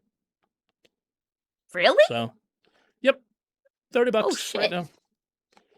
So go get one of the best action games ever made if you haven't. Muramasa is a Muramasa Revenant Blades is a remaster of Muramasa Rebirth, and its DLC is coming to Switch and Switch 2 in 2027, and it is going to, on the Switch 2 version, is going to have 4K graphics and all the niceties. I played this game on Vita and Wii. It is absolutely fantastic. You should absolutely play Muramasa, the Demon Blade. It is a fantastic goddamn video game. Highly recommend it. It's beautiful. Combat's a ton of fun. Vanillaware is one of those studios that's massively underrated, and they make some of the most beautiful games you will ever see, with really good stories. It's just that this kind of art takes forever to make video games. It's just kind of the way it is. So yeah, definitely check out Muramasa. That's out next year. All 3 Xenoblade games are getting 4K 60 FPS Switch 2 editions. All of them, the entire trilogy. Gonna be nuts. Yeah, the first one's out already. It looks really good. They do a side-by-side, and it is a big improvement. I always meant to play Xenoblade 2 and 3. Because I played Xenoblade 1 on the Wii, and then I didn't play any others, and everybody has told me for years and years and years and years that Xenoblade 2 and Xenoblade 3 are 2 of the best RPGs ever made. I have literally been hearing this for years at this point. But I just never got around to it. So I am now it's 4K, it's 60 FPS. If I can get the time to play a fairly long RPG, I might finally go back to these now. So, yep. Speaking of Xenoblade, though, there's a new one coming out next year. Xenoblade Genesis. Yep, this is a prequel going from the beginning of the timeline. So instead of being all science fiction-y, it is all fantasy. They're getting all fantasied out with it. So yeah. Hey, did you like Wii Sports or Wii Sports Resort or Nintendo Switch Sports? I never played Switch Sports. Wii Sports, I thoroughly enjoyed. And I don't think I ever played Wii Sports Resort. Well, I hope you are ready to go enjoy all the sports now, because Nintendo Switch Sports Resort is coming to Switch 2 this October. Hey! Yeah, it looks really good. I enjoy that how they have regular tennis and table tennis. All the That's tennis. gonna be good. All the tennis. And volleyball. We love hitting stuff over nets. We love it. We volleyball over a net. We table tennis over a net. We regular tennis over a net. And you can even do thumb wrestling. You can do. They did do that extended thumb wrestling demo. So many people were so tilted about how long that demo was. Like, they were so, like, weirdly upset. They have skateboarding now because, you know, Aaron decides to play less video games when every game gets a skateboard now. Truly, Damn. this man's fate. You know, they added a bunch of vehicle-based games for the new Gyro on the Switch 2. Mm-hmm. They have jump rope. So that's cool. They got a jump rope game. Yeah, they have like the sports, what's the name of it? I forget what their name is, but they have like the sports characters from the Nintendo Switch Sports, but they're also added Mii support back again, so you can use the traditional Miis, which I think they need to keep. I'm sorry, the Nintendo Sports brand requires the Miis. You can't have them without the Miis. Look, I think the new ones are fine. Like the Nintendo sports characters that are originals, and like are a little more realistic. Those are great. They look good. Fantastic. But I want the Miis. I am super excited for boxing to be back. I did enjoy boxing in original Nintendo Switch or Wii Sports a lot. So yeah. Anyway, this game looks cool. It's out in October.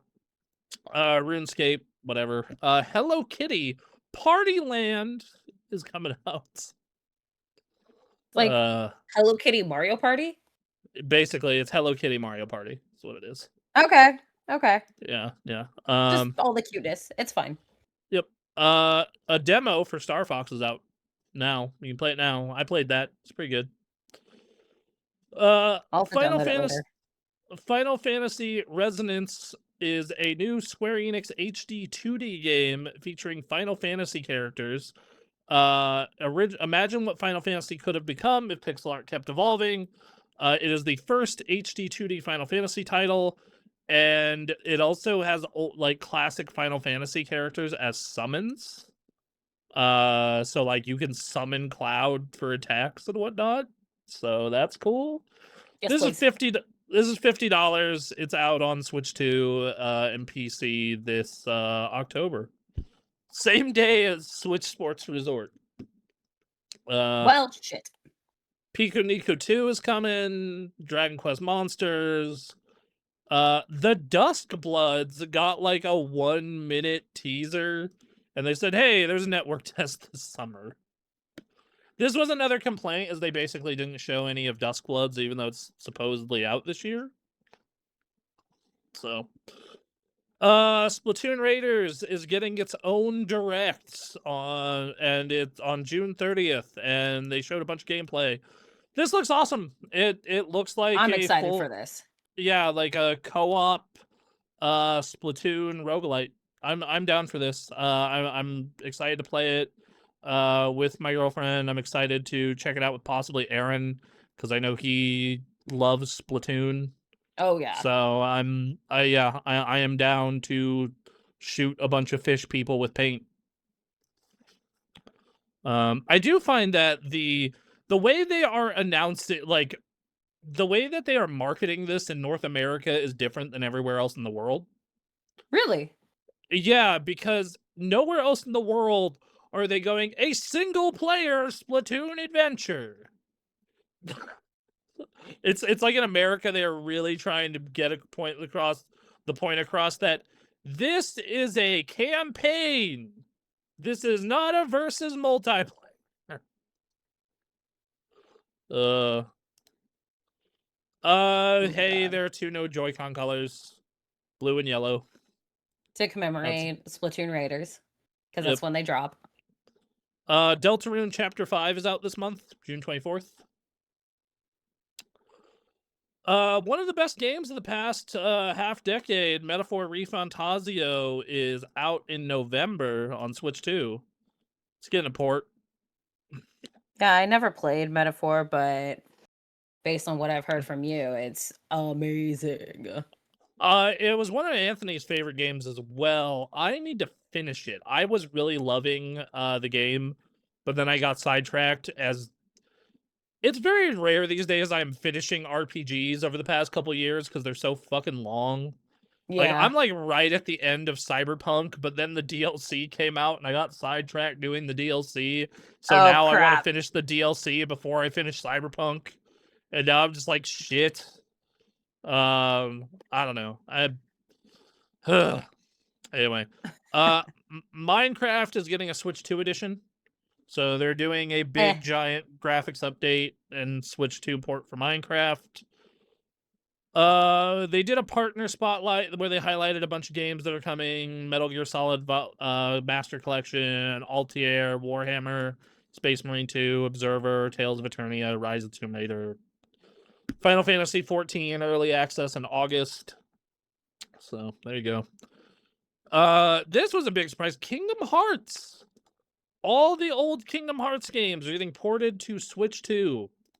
1, 2, 3, and Birth by Sleep all coming in one big pack for Yeah, so for Switch 2. Yeah, it is the HD 1.5 and 2.5 remix, HD 2.8 Final Prologue, Kingdom Hearts 3 plus the Remind DLC that came out. All in one package. Yep. That's $75 for that whole shebang. Hot And damn. then that, to be fair, that's a lot of game. That is a lot of video Yeah. game. So it's Kingdom worth Hearts. Oh, it's sorry, worth go it. ahead. No, I'm saying it's worth the price tag for all of that. Yeah, Kingdom Hearts 4.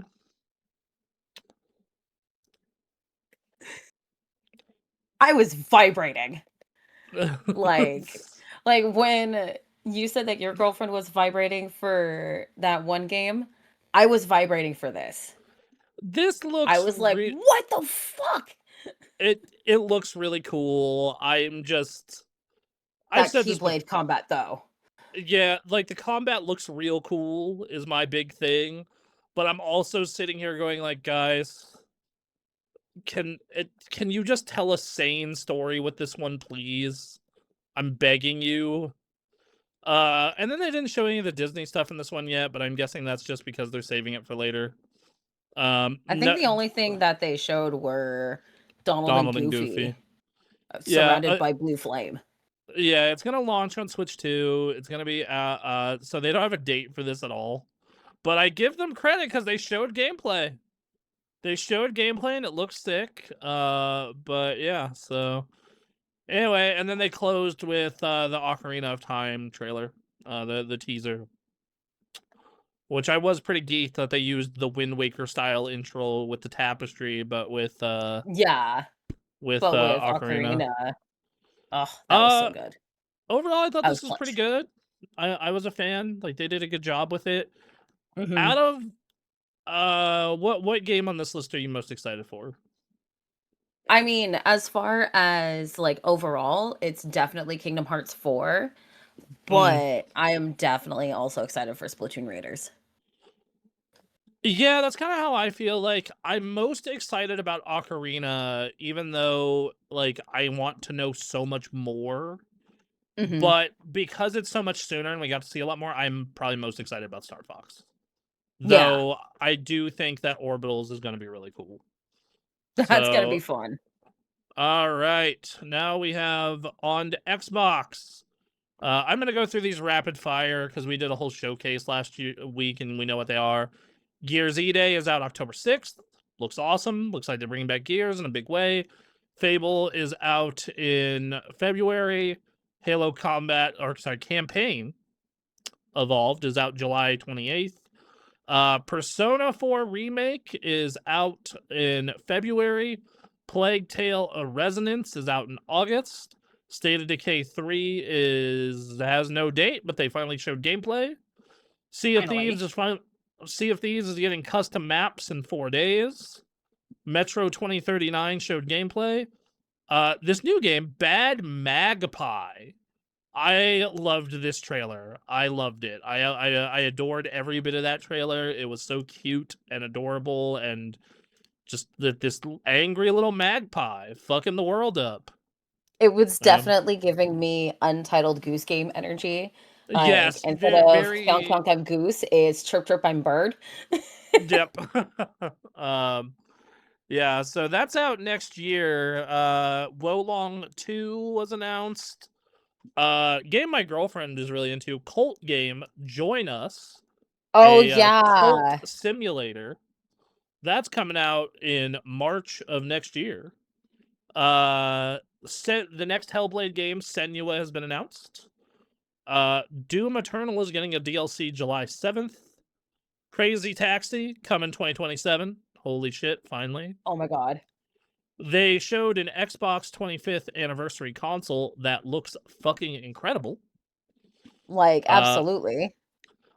I think that translucent plastic needs to come back. It really needs to make a We comeback. need like, I want to see a PlayStation 6 with black translucent plastic. I want to see a multiple colored Switch 2s with black or any color translucent plastic.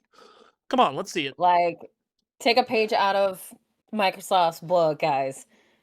Give us I don't say this. that often, but yes. This thing is awesome. I think it's gonna sell out and get scalped immediately. Oh, without question. Minecraft Dungeons 2, Diablo Minecraft. New IP that is not. I didn't know what studio it's being done by. It's called Magicians: The Devil's Deal. This I looks am definitely very. curious about this one. Yeah, I'm like, what is this? What's going on with it? It is done by Upper Cut Games. They've done some other stuff. They've done Epoch. They've done Submerged. Uh, City of Brass, and apparently it's some of the ex BioShock people. So and it does give me big BioShock vibes for sure.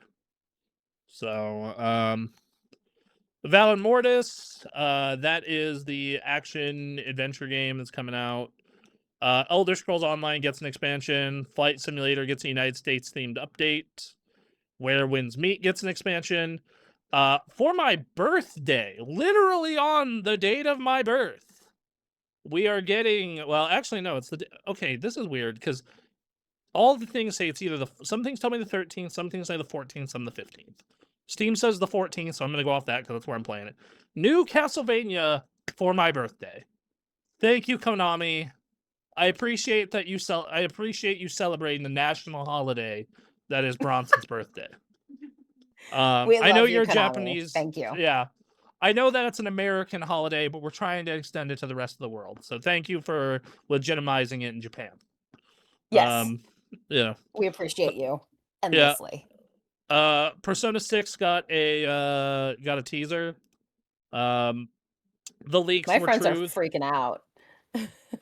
I have like I said, I have a hard time freaking out about this because it's like they showed almost nothing. It's a teaser. But it is confirmed that it exists, and it is also confirmed that, hey, the leaks were right. The color is green. Green. All right. Spyro: A Realm Beyond was announced. That is coming out in 2027. And surprise, surprise, it's being developed by the Crash 4 guys. And the Uh, Reignited Trilogy guys. Yes, because they they did. originally did the Reignited trilogy and I believe the Insane trilogy for Crash Bandicoot. They did. So So they have a good pedigree, and it does look like a cool game. Uh, In Exile, which I believe is the Wasteland people, uh, are working on Clockwork Revolution still. This game looks really cool. That is out in next year. And this is an Xbox console exclusive, as was Gears of War, which we're going to get more into that, don't you worry. oh, Uh, we're gonna get into that shit. Easy. and then Call of Duty and its new co-op mode, new old co-op mode, DMZ mode, got a got a look. They got a trailer, and it was fine. It's not what I play Call of Duty for, but Yeah, no. I'll poke at it a little bit. Um, Overall, good showcase. What would you say you're most excited for out of it? Spyro. I figured. Yeah. Overall, probably Persona 4 Revival for me. As Though you do. Gears E-Day looks so fucking good, man. Gears E-Day looks so fucking good. Like So good. it looks like they're going back to old Gears of War in a big way. And I feel like Gears of War is such an easy franchise to do cool shit with for a shooter. So I'm Yeah. here for it. I All know right. one of my buddies dropped like $300 for the collector's edition. That's great. I saw that. So I got the email that collector's edition was up for pre-order. And I was like, oh shit, I might hop on that actually. Like, especially because they're doing PC ones. And then I saw the price and I was like, never mind. Fuck this. Nope. GG, um, everybody. yeah, it was just it was just no. No, Yeah, we were I talking. couldn't He texted me after that showcase. He's couldn't like, "Yeah, I just dropped $300. I'm gonna take a week off of work for this shit." yeah, like, and the statue looks amazing. Hold on, I'll pull it It up on really screen right does now. look amazing. Yeah, like look at this. Like, it looks incredible. This is an incredible looking statue. Like, I love the vibe. I think it has but I can't justify $300, especially when there's already and I'm a sucker because they have the cog tags with it. Like they have the cog tags, the box looks incredible. But one, even the back, they have the cog logo. Oh, that's so good. That's so good. Yeah, I can't justify this at this cost though. Like it's just yeah, it's just not. It's just too much, man. It's just too much. I'm excited. I'm ready to play it, but yeah, man. So yeah, hey, Gears of War. So anyway, back to what we were going. Yeah. So those were all the showcases. What showcase did you enjoy the most? Which one kind of resonated with you the most? Would you say? Probably Sony State of Play was the one that resonated the most. Probably Mm, because I'm a Sony fangirl, so I gotta show my love. Fair. They did have some really good stuff there. That was probably that one. That one was pretty good. For me, it was probably the Xbox one. Like the Persona and Gears carry a lot of weight for me. Those two, and then like Clockwork Rev looks like a really fresh idea. Um, yeah, I think the only one that didn't hit for me and have me excited a lot of the time was the Summer Game Fest one, just because it was just so much CG. It was Oh, so like much. so um, but and so yeah, I really enjoyed the Xbox showcase. But Xbox decided to, and I was like, oh man, that's cool. Like, I'm gonna play most of these on Steam, but they might be able to convince me to turn on my Xbox again or resubscribe to Game Pass. And then the Fire Nation attacked. Um, Ah, and what I mean by that is Microsoft, in the most Microsoft move of all time, instead of riding this goodwill and having a bunch of cool games to go over and like really ride into the holiday season, decided to release a torrent of bad news, which we're oh about to go over. god. First piece of bad news is Xbox will reportedly undergo major layoffs within the next month. The division has apparently seen its revenue drop nearly $500 million over the course of 5 years. Dude, that's That's crazy. nuts. And that's revenue. That's not profit. That's Yeah. revenue. That's like money made. That is not like profit, like the actual money going into their accounts. So Yeah. they might actually be losing money on Xbox. You know, the first thing is they have over 1 billion players play Xbox and Xbox games, which I'm curious how much of that is Call of Duty and World of Warcraft. That's my Or first if question. it's some other game or anything like that. No, absolutely. Or Minecraft even. Like they own Or even Minecraft and that counts. Minecraft. Yeah, so it's like you have to think of how much of that is Minecraft, COD, WoW, and Diablo. Right? How much is that in the machine, right? So yeah, so its annual revenue declined nearly $500 million over that period, and its business has apparently dropped to a 3% accountability margin or profit margin. So, that cannot continue to happen.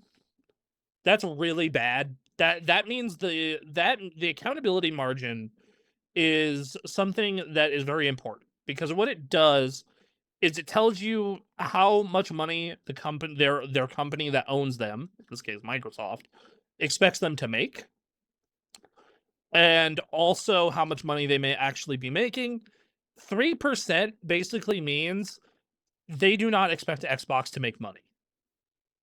That means they do not expect Xbox to do jack shit. Yikes. Which could be good or bad. The good part, it could mean that they have a lot of faith in Xbox, and which yeah. It could Easier mean said that than done. it could mean they have a lot of faith in Xbox, and what they are doing is they're saying, hey, we are willing to let you tank a bunch of losses to get in a better position to make that money later. What I realistically think it means is they're in deep shit, and they need to start making more money. Just a little. And through this email addresses a lot of things. They brought up the hardware component crisis, saying the price paid for storage components was over twice as high as it paid last fall, and has since doubled again, and expects the upcoming holiday seasons, and it's expected to decrease more into the Helix. Which every leak in the world says the next Xbox is next fall. Yeah. Right. So the industry is facing a component crisis. We believe we have more impacted more greatly than our peers due to choices we made over the last decade. What that tells me is they're outsourcing a lot of that stuff and don't have good supply lines. Fourth, the pair reflected on the buying spree, saying the division had overextended and not funded its studios to compete and win. So they're saying, hey, we bought too much shit and then didn't fund them accordingly. Which that is a real thing. Like, they bought a lot of studios and then they didn't manage them correctly, which we've been saying for 4 or 5 years. I'm saying Microsoft, if you want to hire me as a consultant, I am happy to come on to your games division and tell you what you're doing wrong, and possibly get you some really good solutions. I'm just saying, I'm open to the idea. Although his price tag's a little high, so be ready to pay it. I'm a big Xbox fan. I'll take a discount for him. I'm a big Xbox fan. I'll take a discount for him. Point still stands. Yeah. Be sure to retain him if all goes well. Yes. But yeah, they're unable to make as many consoles as they want. That's one thing they mentioned. They're overextended on studios. At the same time, we saw this past weekend, a reliable pipeline of first and third-party exclusives and new IP are critical to success. We need to reassess the balance between these two and our investment priorities over the next 5 years. They also said, our current platform infrastructure is not built for the platform battle ahead. Our systems are overly complex, spanning hundreds of dependencies, which hinder our ability to move fast. We've become too reliant on vendors to operate our systems and must become more self-reliant as an engineering culture to build for the future. We must increase the value we ship to players while decreasing the time it takes to do so. Going forward, we'll evolve and rebuild our stack and look at capabilities across Xbox and potential mergers and acquisitions to help us win in hardware, PC, mobile, and streaming.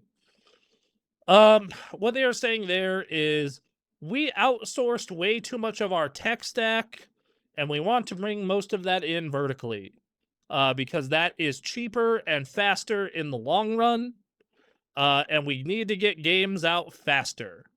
And we need to be able to do this effectively across all the places we're at, and we're not opposed to the idea to go buying a bunch of tech companies to go do that. There you go. Whatever That's works, right? translating that for you. This is one of those things where I feel this is something they could have figured out years ago. I'm glad the new team is looking into it and finally getting around to this, but it feels too little too late. Yeah. I remember back in 2020 and 2021, Aaron and I were really high on the what I will now call the Game Pass strategy of we bought all these studios, like tons and tons of studios, and we bought all this talent, and we're gonna try and get a game out every month or two. So there's always something new and awesome on Game Pass for you to And come in give and people a reason to not only subscribe to Game Pass, but to continuously subscribe to Game Pass. I continuously. remember this Game Pass logic. Yeah. Yes. And then on top of that, it gave you a reason to either buy an Xbox for its simplicity. They had two tiers of Xbox at the time. They had the very cheap Series S, and then the Series X, which was a more a PS5 style competitor. And then you could do this on PC. So you were really set up across the board in this really great way. However, they just didn't deliver software over that time. I talked about this in my Xbox video from last year, right? Where Xbox, they had this amazing 2021. It actually is still the record for quality first-party releases on Metacritic in a given year, right? Like it's a record holder. But then you look at the games they put out in 2020, in 2022, 2023, 2024, 2025, there wasn't as much there. 2022, it was basically just Pentiment, and then they licensed out to As Dusk Falls, which I loved As Dusk Falls and Pentiment, but those aren't going to move units. That's not going to get people to fucking buy an Xbox. Or subscribe to Game Pass on PC, either or. And then the following year they put out Hi-Fi Rush, but then they killed the studio. And then Redfall. Yeah, and then were you in the video where we all played Redfall? I was in that video when we played Redfall. Yeah, we all played Redfall. God, that game was a piece of shit. We played it for 2 hours, and then all of us almost simultaneously uninstalled it from our Xboxes because we were just like, nope. Yeah, yes. And I remember that is the game that fucked up my achievements because they gave me because that game has an achievement that's worth like 2 point or like 1 point. So now my gamer score is fucked up for all eternity until I can find a game to fix it. Yeah. God damn it. Fucking hell. Anyway, so that was the thing that happened, and then they and then they had and then they had Starfield, which Starfield was a game that was an old boring disappointment because and it did not help that Baldur's Gate 3 came out like a week prior, right? Yeah. It did not help that like the most amazing RPG of the past fucking 5 years came out like 2 weeks prior, which made it extra look like shit. Or that Phantom Liberty came out like 2 weeks after it, so it's just sandwiched between two infinitely better experiences. Yep. And Forza Horizon 8 came out, and it was a disappointment, and it was a really bad year other than Hi-Fi Rush, which they killed. And then 2024, 2024 didn't do much better. They finally got COD. They had COD under the belt, and Black Ops 6 was amazing, but Flight Sim was also amazing, but Hellblade didn't hit. Stalker 2 was buggy. Indiana Jones was one of my Game of the Year games that year, but it came out in like late December. Yeah. So whatever. And then 2025 was the burning clown car, right? Like Avowed was good but didn't wow anyone, and then they canceled Everwild, and then they Expedition 33 was on Game Pass, and that was awesome, but you could play it elsewhere. Grounded 2 came out, and that did well, but then they didn't really do much else. They put out a handheld that, to be fair, at the time it was too expensive, but now it's actually one of the most affordable handhelds. So I guess time helped them in that sense. $1,000 for an Xbox Ally X actually doesn't seem like a bad deal when all the others are $1,500 to $2,000. Yikes.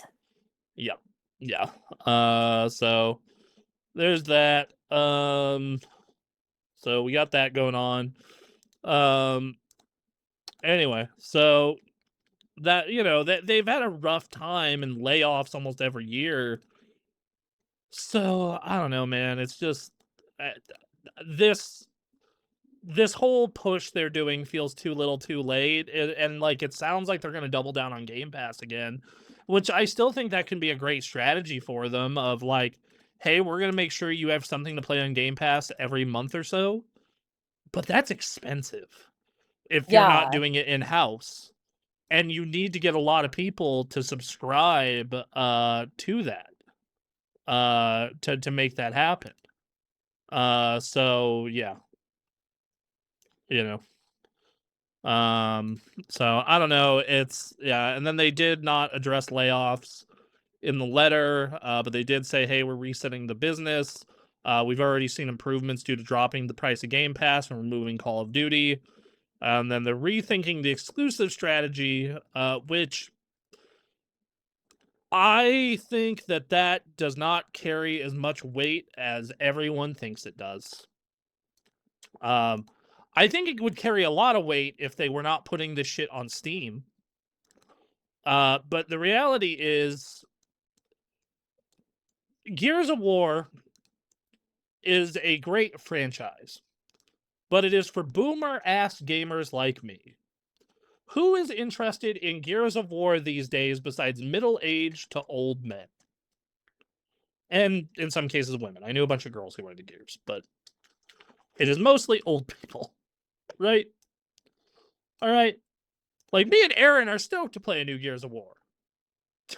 But also, it's Gears of War. It's been gone for 7 years. There hasn't been a new game talking. There hasn't been anybody talking about Gears since what, Gears 5? Right. And like Gears has not been a big name since Gears 3. A game from 15 fucking years ago. So I don't know, man. It's just I don't see why. So I don't think that's gonna push people to go buy a fucking Xbox and on the store it's like every PC gamer no one's gonna buy this on the PC store. They might subscribe to Game Pass for a month, but that's just less revenue than them buying the game. Like, I am a big Gears fan. I'm excited for that game, but can you guess where I pre-ordered it? Best Buy? Steam. I pre-ordered it on Steam. I'm gonna play it on Steam. So they're not getting me back in their ecosystem. And I don't think that it's a big enough franchise or game where, like, you own an Xbox already. Like, you own an Xbox already. You'll probably play it with us when we get around to doing it. And I imagine you'll probably do it through Game Pass because this is not a long. I actually don't have Game Pass right now. Oh well, and neither do I. But if you want to, but to finish this game, it's not a long game. It's probably going to be 10 to 15 hours if it's like a normal Gears game. So it's like, why wouldn't you just subscribe to Game Pass for a month if you're on the console side of it? But if you didn't own a, if you didn't, so I don't see them selling as many copies as they need to meet back this game's insane budget, which that's a little preview for later. But like, I don't think making this thing console exclusive is going to get any PlayStation people to go, yes, I will go buy an Xbox to play Gears of War E-Day. I will do that right now. You know, that is exactly what I will do. And Sure, let's no, go with that. sure.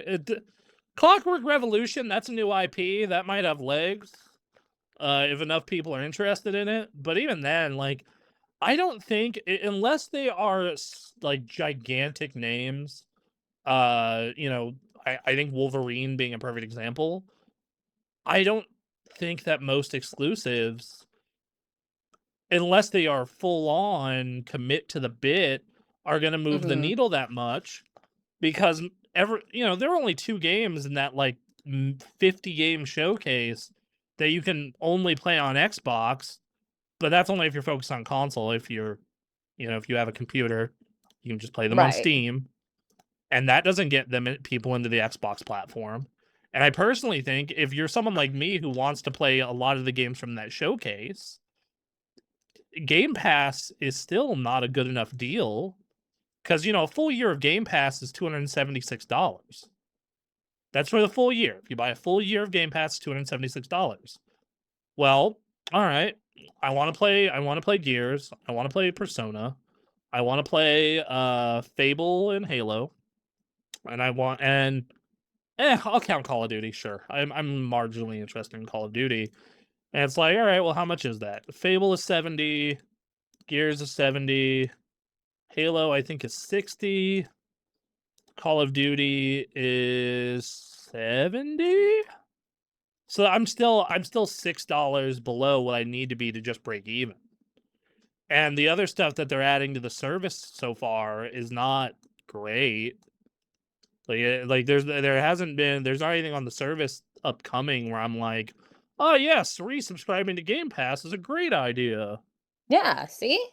So let me pull up their Game Pass upcoming page and recently released page, because I actually am, because I dropped Game Pass in January when my subscription ran out, because I wasn't willing to front that. Oh yeah. Forza did just come out, and I did pay for that, so okay. So if I would have played Forza on Game Pass, but like they're recently added, it's a bunch of old shit. Like they added Persona 5 Royal, dude. That game's like 4 years old. Great! I can play Final Fantasy VI, a game that I've played a million times. Oh, cool! They have added My Friend Peppa Pig. Really? Like, yeah, and like they have some indie games on here that look cool, but they're not like ones that I am interested in. So it's like, so it's, I don't know. I just don't think there's enough value in Game Pass at the moment. I think it could get there, in all fairness. I do think that they could get it there, but that's going to cost them a lot of money. Like they have this beat down City Survivors again, which looks like a bootleg Smash TV. So yeah, I don't know. And then like you have another real question of, well, if these games like they come to Game Pass so late, why wouldn't I just buy them on Steam at that point? Like, yeah, it's definitely going to take a lot of money, and it's going to take a lot of time to get them back to their glory days. Well, and the thing about Game Pass in particular is it, like, you have to feed it with constant releases of good, high quality content, which they haven't been doing. And how many people play games in that way? Like, how many people play games like us where like you, me, Anthony, Duncan, we churn through games, man. We churn through them. Like this year alone, I have played I have beaten or played enough of to comment on like 1, 2, 3, 4, 5, 6, 7, 8, 9, 10, 11, 12, 13, 14, 15, 16, 17, like 18 games, and we're only halfway through the year. Yeah, see? It'd probably be more if I didn't lose an entire month to World of Warcraft. But yeah, so it's just like, so like at what point is Game Pass worth it? Because when Game Pass first came out, it was worth it because, I think back to 2021, they got like 6 amazing games out, and the service was like $15. Yeah. $23 a month that's still too high because I have to think about it. You want a subscription to be like my Apple Music subscription, where I don't think about it, dude. Yeah, no. And here's the thing, they do okay, so they have listed some of the stuff. So that game I'm excited for next week, Daunch Attack. All right, that's coming to Game Pass. Cool. Plague Tale Resonance is coming to Game Pass. Beast of Reincarnation is coming to Game Pass. See, why didn't they say any of this? So like they got some big hits coming at least. So they may be turning Game Pass around, but it's kind of a we'll see situation at this point. I will say if they do go back to their old release cadence for Game Pass, it would get me to resub. So Hear us out, Xbox. Hear us out. Yeah. Anyway, Kotaku reached out for comment on this, and haven't gotten anything back. They said that they have not gotten anything back, and it is it specified the email was attributed to both Ashley Sharma and Matt Booty, and they have adjusted the language to reflect that. Speaking of Ashley Sharma doing interview stuff, though, hey, she wants Xbox to be the #1 gaming and entertainment brand by 2030. We're not in a healthy spot. We'll reset the business over the next 100 days. She pointed out that the investments as a sign that the goal is long term, and that will ultimately pay off. We brought up the accountability margin. That's not 30%. That was the noose around Phil Spencer's neck, is that they expected him to make a 30% profit, which, in all honesty, that's kind of a fair expectation after you spend $69 billion. Yeah. Biggest purchase in Microsoft's history, by the way, by far. Absolutely. Also, this was a funny part of this interview in particular. When Sharma was asked if Microsoft's decision to acquire Activision Blizzard King for $69 billion was the right one, given the mass layoffs, game cancellations, and Game Pass price increase that happened, you inherited this deal. Is it paying off?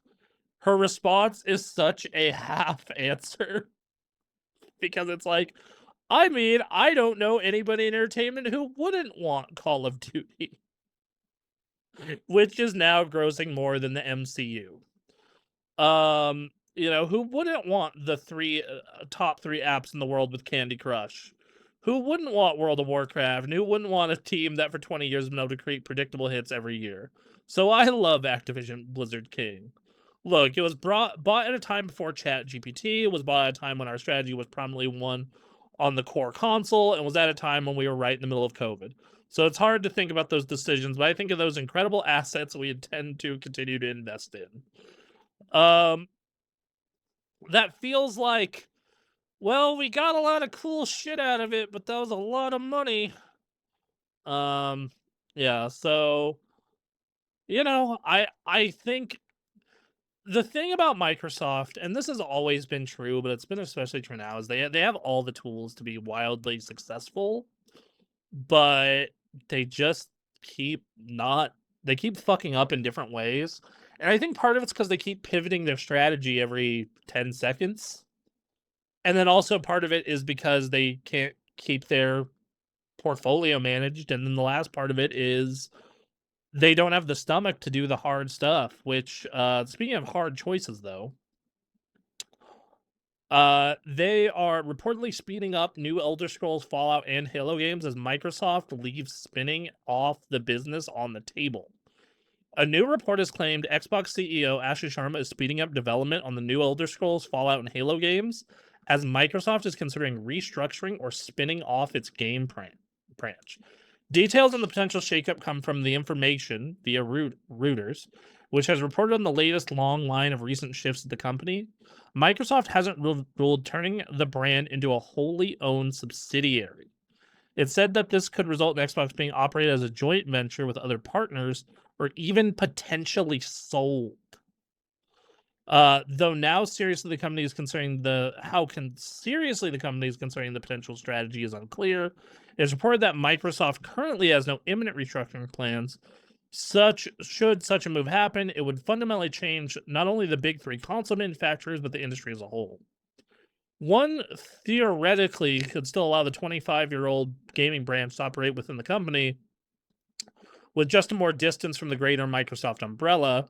The information noted that if the company were to move forward with the restructuring, it would follow the same path paved by LinkedIn and GitHub, which operate as wholly owned subsidiaries.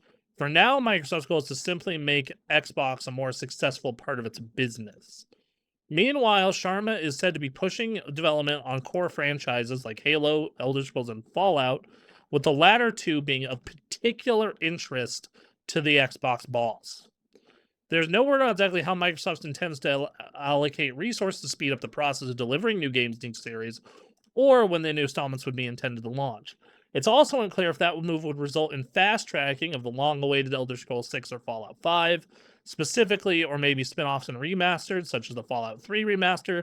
These are all titles publisher Xbox Bethesda has talked about in the past without assigning any sort of release date, meaning they could still be many, many, many years away, even if they are out. The Information reports that Microsoft CEO Satya Nadella and Chief Financial Officer Amy Hood has given Sharma the green light for extra spending. Yeah, because that's worked so well. When it comes to bringing big games to Xbox this fiscal year, however, the site sources say the budget could be changed.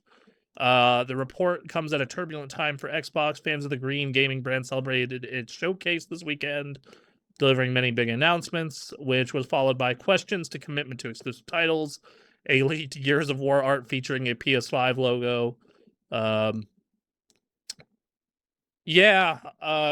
I think that this shows that they are really desperate. Yeah, if this Xbox isn't a itself, desperate cry for help, I don't know what is.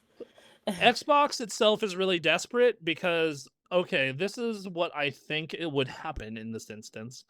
Is let's say they do not become more profitable and successful over the next year or two. What is going to happen if Microsoft spins them out? They're going to have to run on their own. The problem of running on their own is the fact that they couldn't constantly lose money. They would have to run at a profit, or eventually they would, their whoever owns them would be like, why do we even bother with you?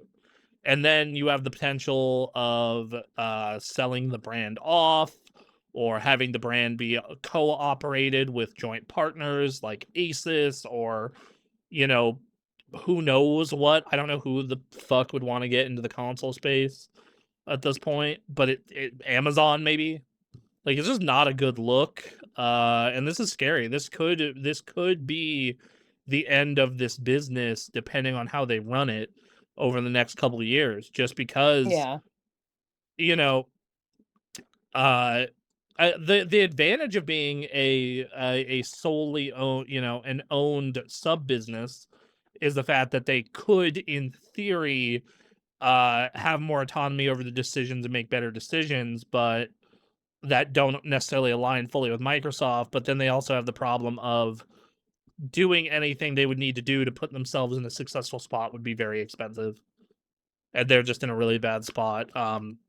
That and the 3% accountability margin is very, very concerning. That's very concerning long term, or even short term. So, speaking of things that are concerning with Xbox, and probably our last story here, I believe so. Let me double check. Let's see. Yes. And I don't know how. And to be fair, this was not Asha Sharma's or any of the current management's decision, which is why I think that they're going to get a pass on this. Gears of War E-Day reportedly cost a staggering $400 million to develop. Oh my god. That is insane. That is an insane budget. That is fucking what? Like I think that puts it in the top 5 most expensive games ever.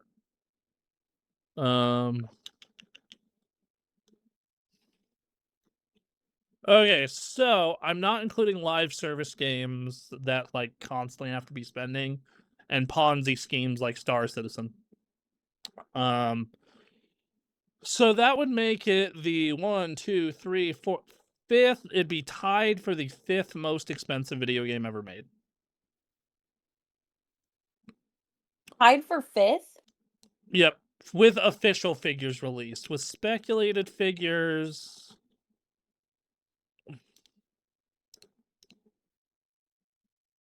yes, but this is before Grand Theft Auto is out, which would make it tied for 6th. That's still fucking insane. That's insane. That's absolutely nuts. Look, I love Gears of War. Don't get me wrong. I love Gears of War. But man, that's a crazy budget. And the fact that they're making it exclusive and not a timed exclusive, like a real exclusive. Full-blown exclusive. Like except on PC where you can get it on Steam still.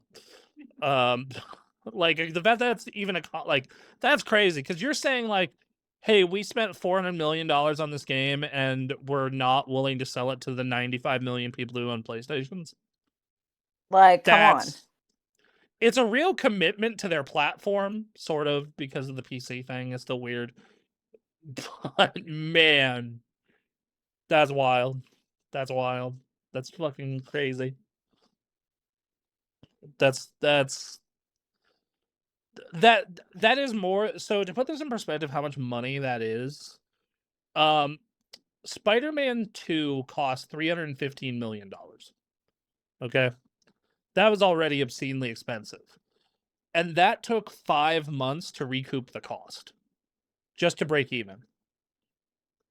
This may not break even. Yeah, I was gonna say it takes this. If doing the math correctly, it's gonna take them almost 6 million users to break even.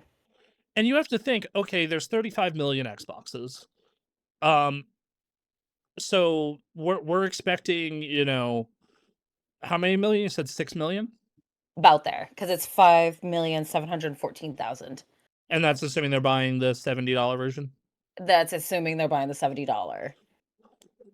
So, I'm going to say that they only need to sell 5 million because you're getting Game Pass subs and you're getting you're getting some people buying the $100 version or the $300 collector's edition.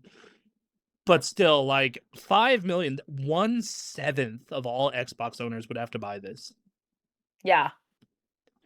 And you're gonna get a cushion from the PC guys, but I'm gonna check, like Gears 5 did okay on PC, but not like amazing. Gears 4, once again, that was kind of a novelty on PC, so I'm just like, dude, $400 million on a Gears of fucking War game, that's...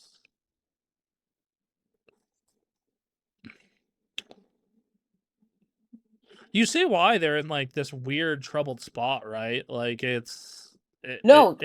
was thinking about this on my drive back from my boyfriend's place because we were talking about it in the car, and we both agree this is gonna bite them in the ass hard.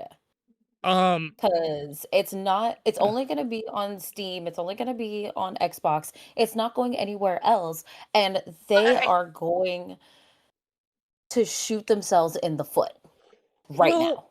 So there is something that is to be noted. Part of this 400 million may be the UE5 long-term investment in UE5 tools, and the actual budget for the game is around 300 million, which is still obscenely expensive. That's real. And okay, the PC audience is big, but it's not as big as the console audience. That is a fact.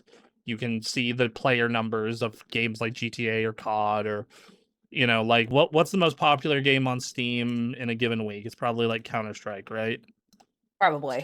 Yeah, like okay, I just checked. It's Counter-Strike. Yeah, all right. See. So Counter-Strike's daily players is like 1.5 million.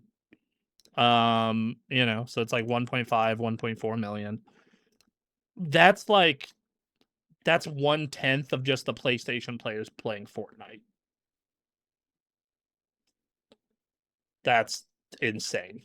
So it's just a lot bigger audience on console. So it's like, how much is Steam and the 10 people using the Xbox app to play games? How many people are playing there? And how many people are going to buy an Xbox just for Gears? Once again, a bunch of 35-year-old dudes. A bunch of 40-year-old dudes. I know Jeff Gersman has talked about he's stoked for Gears. A bunch of 50-year-old dudes.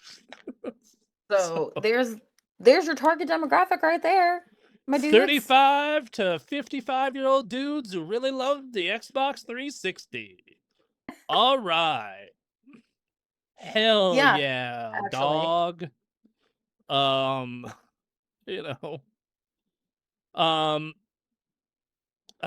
Just that's a really crazy number. That's even with some of that being the tools used for all of Xbox Studios and UE5, that's still a really crazy number. Yeah. So I hope it turns out well. I hope that game is awesome. I hope that game is really awesome. I'm excited for it. It's one of the things in that showcase I was most geeked for. I'm gonna love logging in and hearing Marcus go, "Oh hell!" That man voices Bender and Jake the dog, and quite a few other characters across everybody's childhood. Yep. Because he also voiced the Joker in Batman. Under the Red Hood. Yeah, Under the Red Hood. Yes, sir. Yeah, that is my second favorite animated Joker. He did a great job with that. So all right, well, that was all the news. I know you said you didn't play anything this week, correct? Sadly, no. I was going to play, speaking of Batman, the new Lego Batman Legacy of the Dark Knight, but I was too exhausted yesterday. I was just like, no. Dude, I get it. Like, this week, it was a struggle to finish James Bond because every day I got off work and I felt like a demon sucked my soul out. Just yeah, gone. like, just... Anyway, but I did finish James Bond First Light. I told Anthony this. What Arkham Asylum and Arkham City were to Batman, and what Spider-Man 2018 was to Spider-Man, 007 First Light is that to James Bond. It is a perfect recreation of the Bond experience made into a video game. If you want the Bond experience as a video game, you should play James Bond First Light. 007 First Light. Looks like that's the next game I'm picking up. So there absolutely. You go. Yep, 100%. Also, it has one of the best tutorial sequences in a video game I've ever seen in my entire life. Really? Yes, and I'm not talking about that opening section because there's an opening section where he's like in a plane crash and you do the basic stealth. But like when he's in MI6 training, that tutorial section is so fucking impressive. It is one of the most impressive things I've ever seen to use as a tutorial in a game. It is rapid fire cuts. So you're like doing the driving training, and then it immediately cuts to like him doing push-ups and you doing a push-up minigame. And then it cuts to like the gun training. And it's like literally like a Rocky montage. But it's playable and it does the rapid cut thing. Like there is no loading between, there is no breakup. It's just boom, boom, boom, boom, boom. It's fucking so good. Yeah. Loved it from start to finish. It's paced so well. I Is am a it? suck I am a sucker for good pacing, and this game was hard to play because, finding a good stopping points was hard for me. Oh, it's one of 'Ca those, like, I "Okay, one more level, one more level. yeah, Okay, one one more more level, section, one more level." yeah, one more section, one more section, one more section, and I was like, "Fuck, this is just moves so well." So damn good. Yeah, they nailed it. I played that Star Fox demo. Look, they made Star Fox 64, but it runs at a 60 FPS and it looks incredible, and yeah, that's it. It's a good demo of that game. I'm excited to play the full thing. I got really hooked on it actually. Like I played that Meteo level like 5 times. Like it was Oh, yeah. yeah, cuz Star Fox 64 is one of my favorite games ever, and I was like, this rules. Um so Pokopia, I put some more time into that. I got Kyogre and Slowpoke to make it rain. Nice. It was a lot of fun. That was cool. I'm starting to expand my little area. Squirtle has an actual home now. Yay! The rest of them live in bushes and under trees because I'm kind of mainlining the story. I can fix your houses later. I need you to make me these materials. Yeah. I'm sorry, Hitmonchan. You get to live on this park bench until I'm progressing. Yeah. So, yeah, I really enjoyed that. I'm really enjoying that game. I'm kind of chipping away at it slowly. It just has the problem though of just I'm like, man, what I would give for a new Viva Pinata.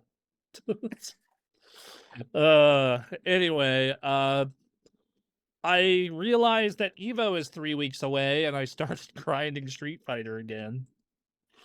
And I was like, Oh. shit. The brackets are out. I got my first opponent. He doesn't have any tournament history at all besides Tekken. So this might be his first year playing Street Fighter, or he's a secret killer.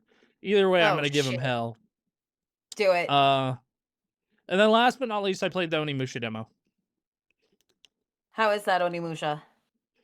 It's really good, but it is slow. It is very slow. Oh. It is definitely feels like a samurai simulator where A you're like samurai fighting. sim? Yes, where you're like fighting zombies but like the way the combat Oh. works with the parries and the dodging. Uh and I thought the combat against the minions was just like kind of okay. But then I got to the boss fight in the demo. Mhm. And where you have to like fully utilize all your skills with the parry and the dodge and the grab break, and it was awesome. It was incredible. It was like that. It made me feel like I was in an actual full on samurai battle because like when you parry, you do like the sword push back and forth and like and like dodging and whatnot, and like your character and him are talking shit, and it was just like this is fucking awesome. I do think that most people will probably have to tone it down from normal to easy, unless you're kind of experienced in that kind of game. Because Mm. there were points in that fight where like, damn, this dude's got hands. But I was having a good time. I like what they set up. I like what they set up in terms of the story. The game looks great. I'm happy we're getting a new Onimusha. Yeah, no, it was a good week. I got to dabble in a lot of stuff because I was right at the end of Bond. So Yeah. yeah. Oh, right. Uh I am excited about some of the changes coming to 14. So I reinstalled Final Fantasy 14. And yeah, I'm going through the Dawn Trail story and Finally. that game is a series of highs and lows. Yeah, that's fair. Yep. So, but yeah, that was it. That was what I played this week. So, anyway, everybody, I think that's a show. I guess so. That's a show. Bye. We love Bye. you. Go play video games. Doncha Talk is out on Wednesday. Go play Doncha Talk. It's gonna be cool. Go. Bye, Go y'all. play games.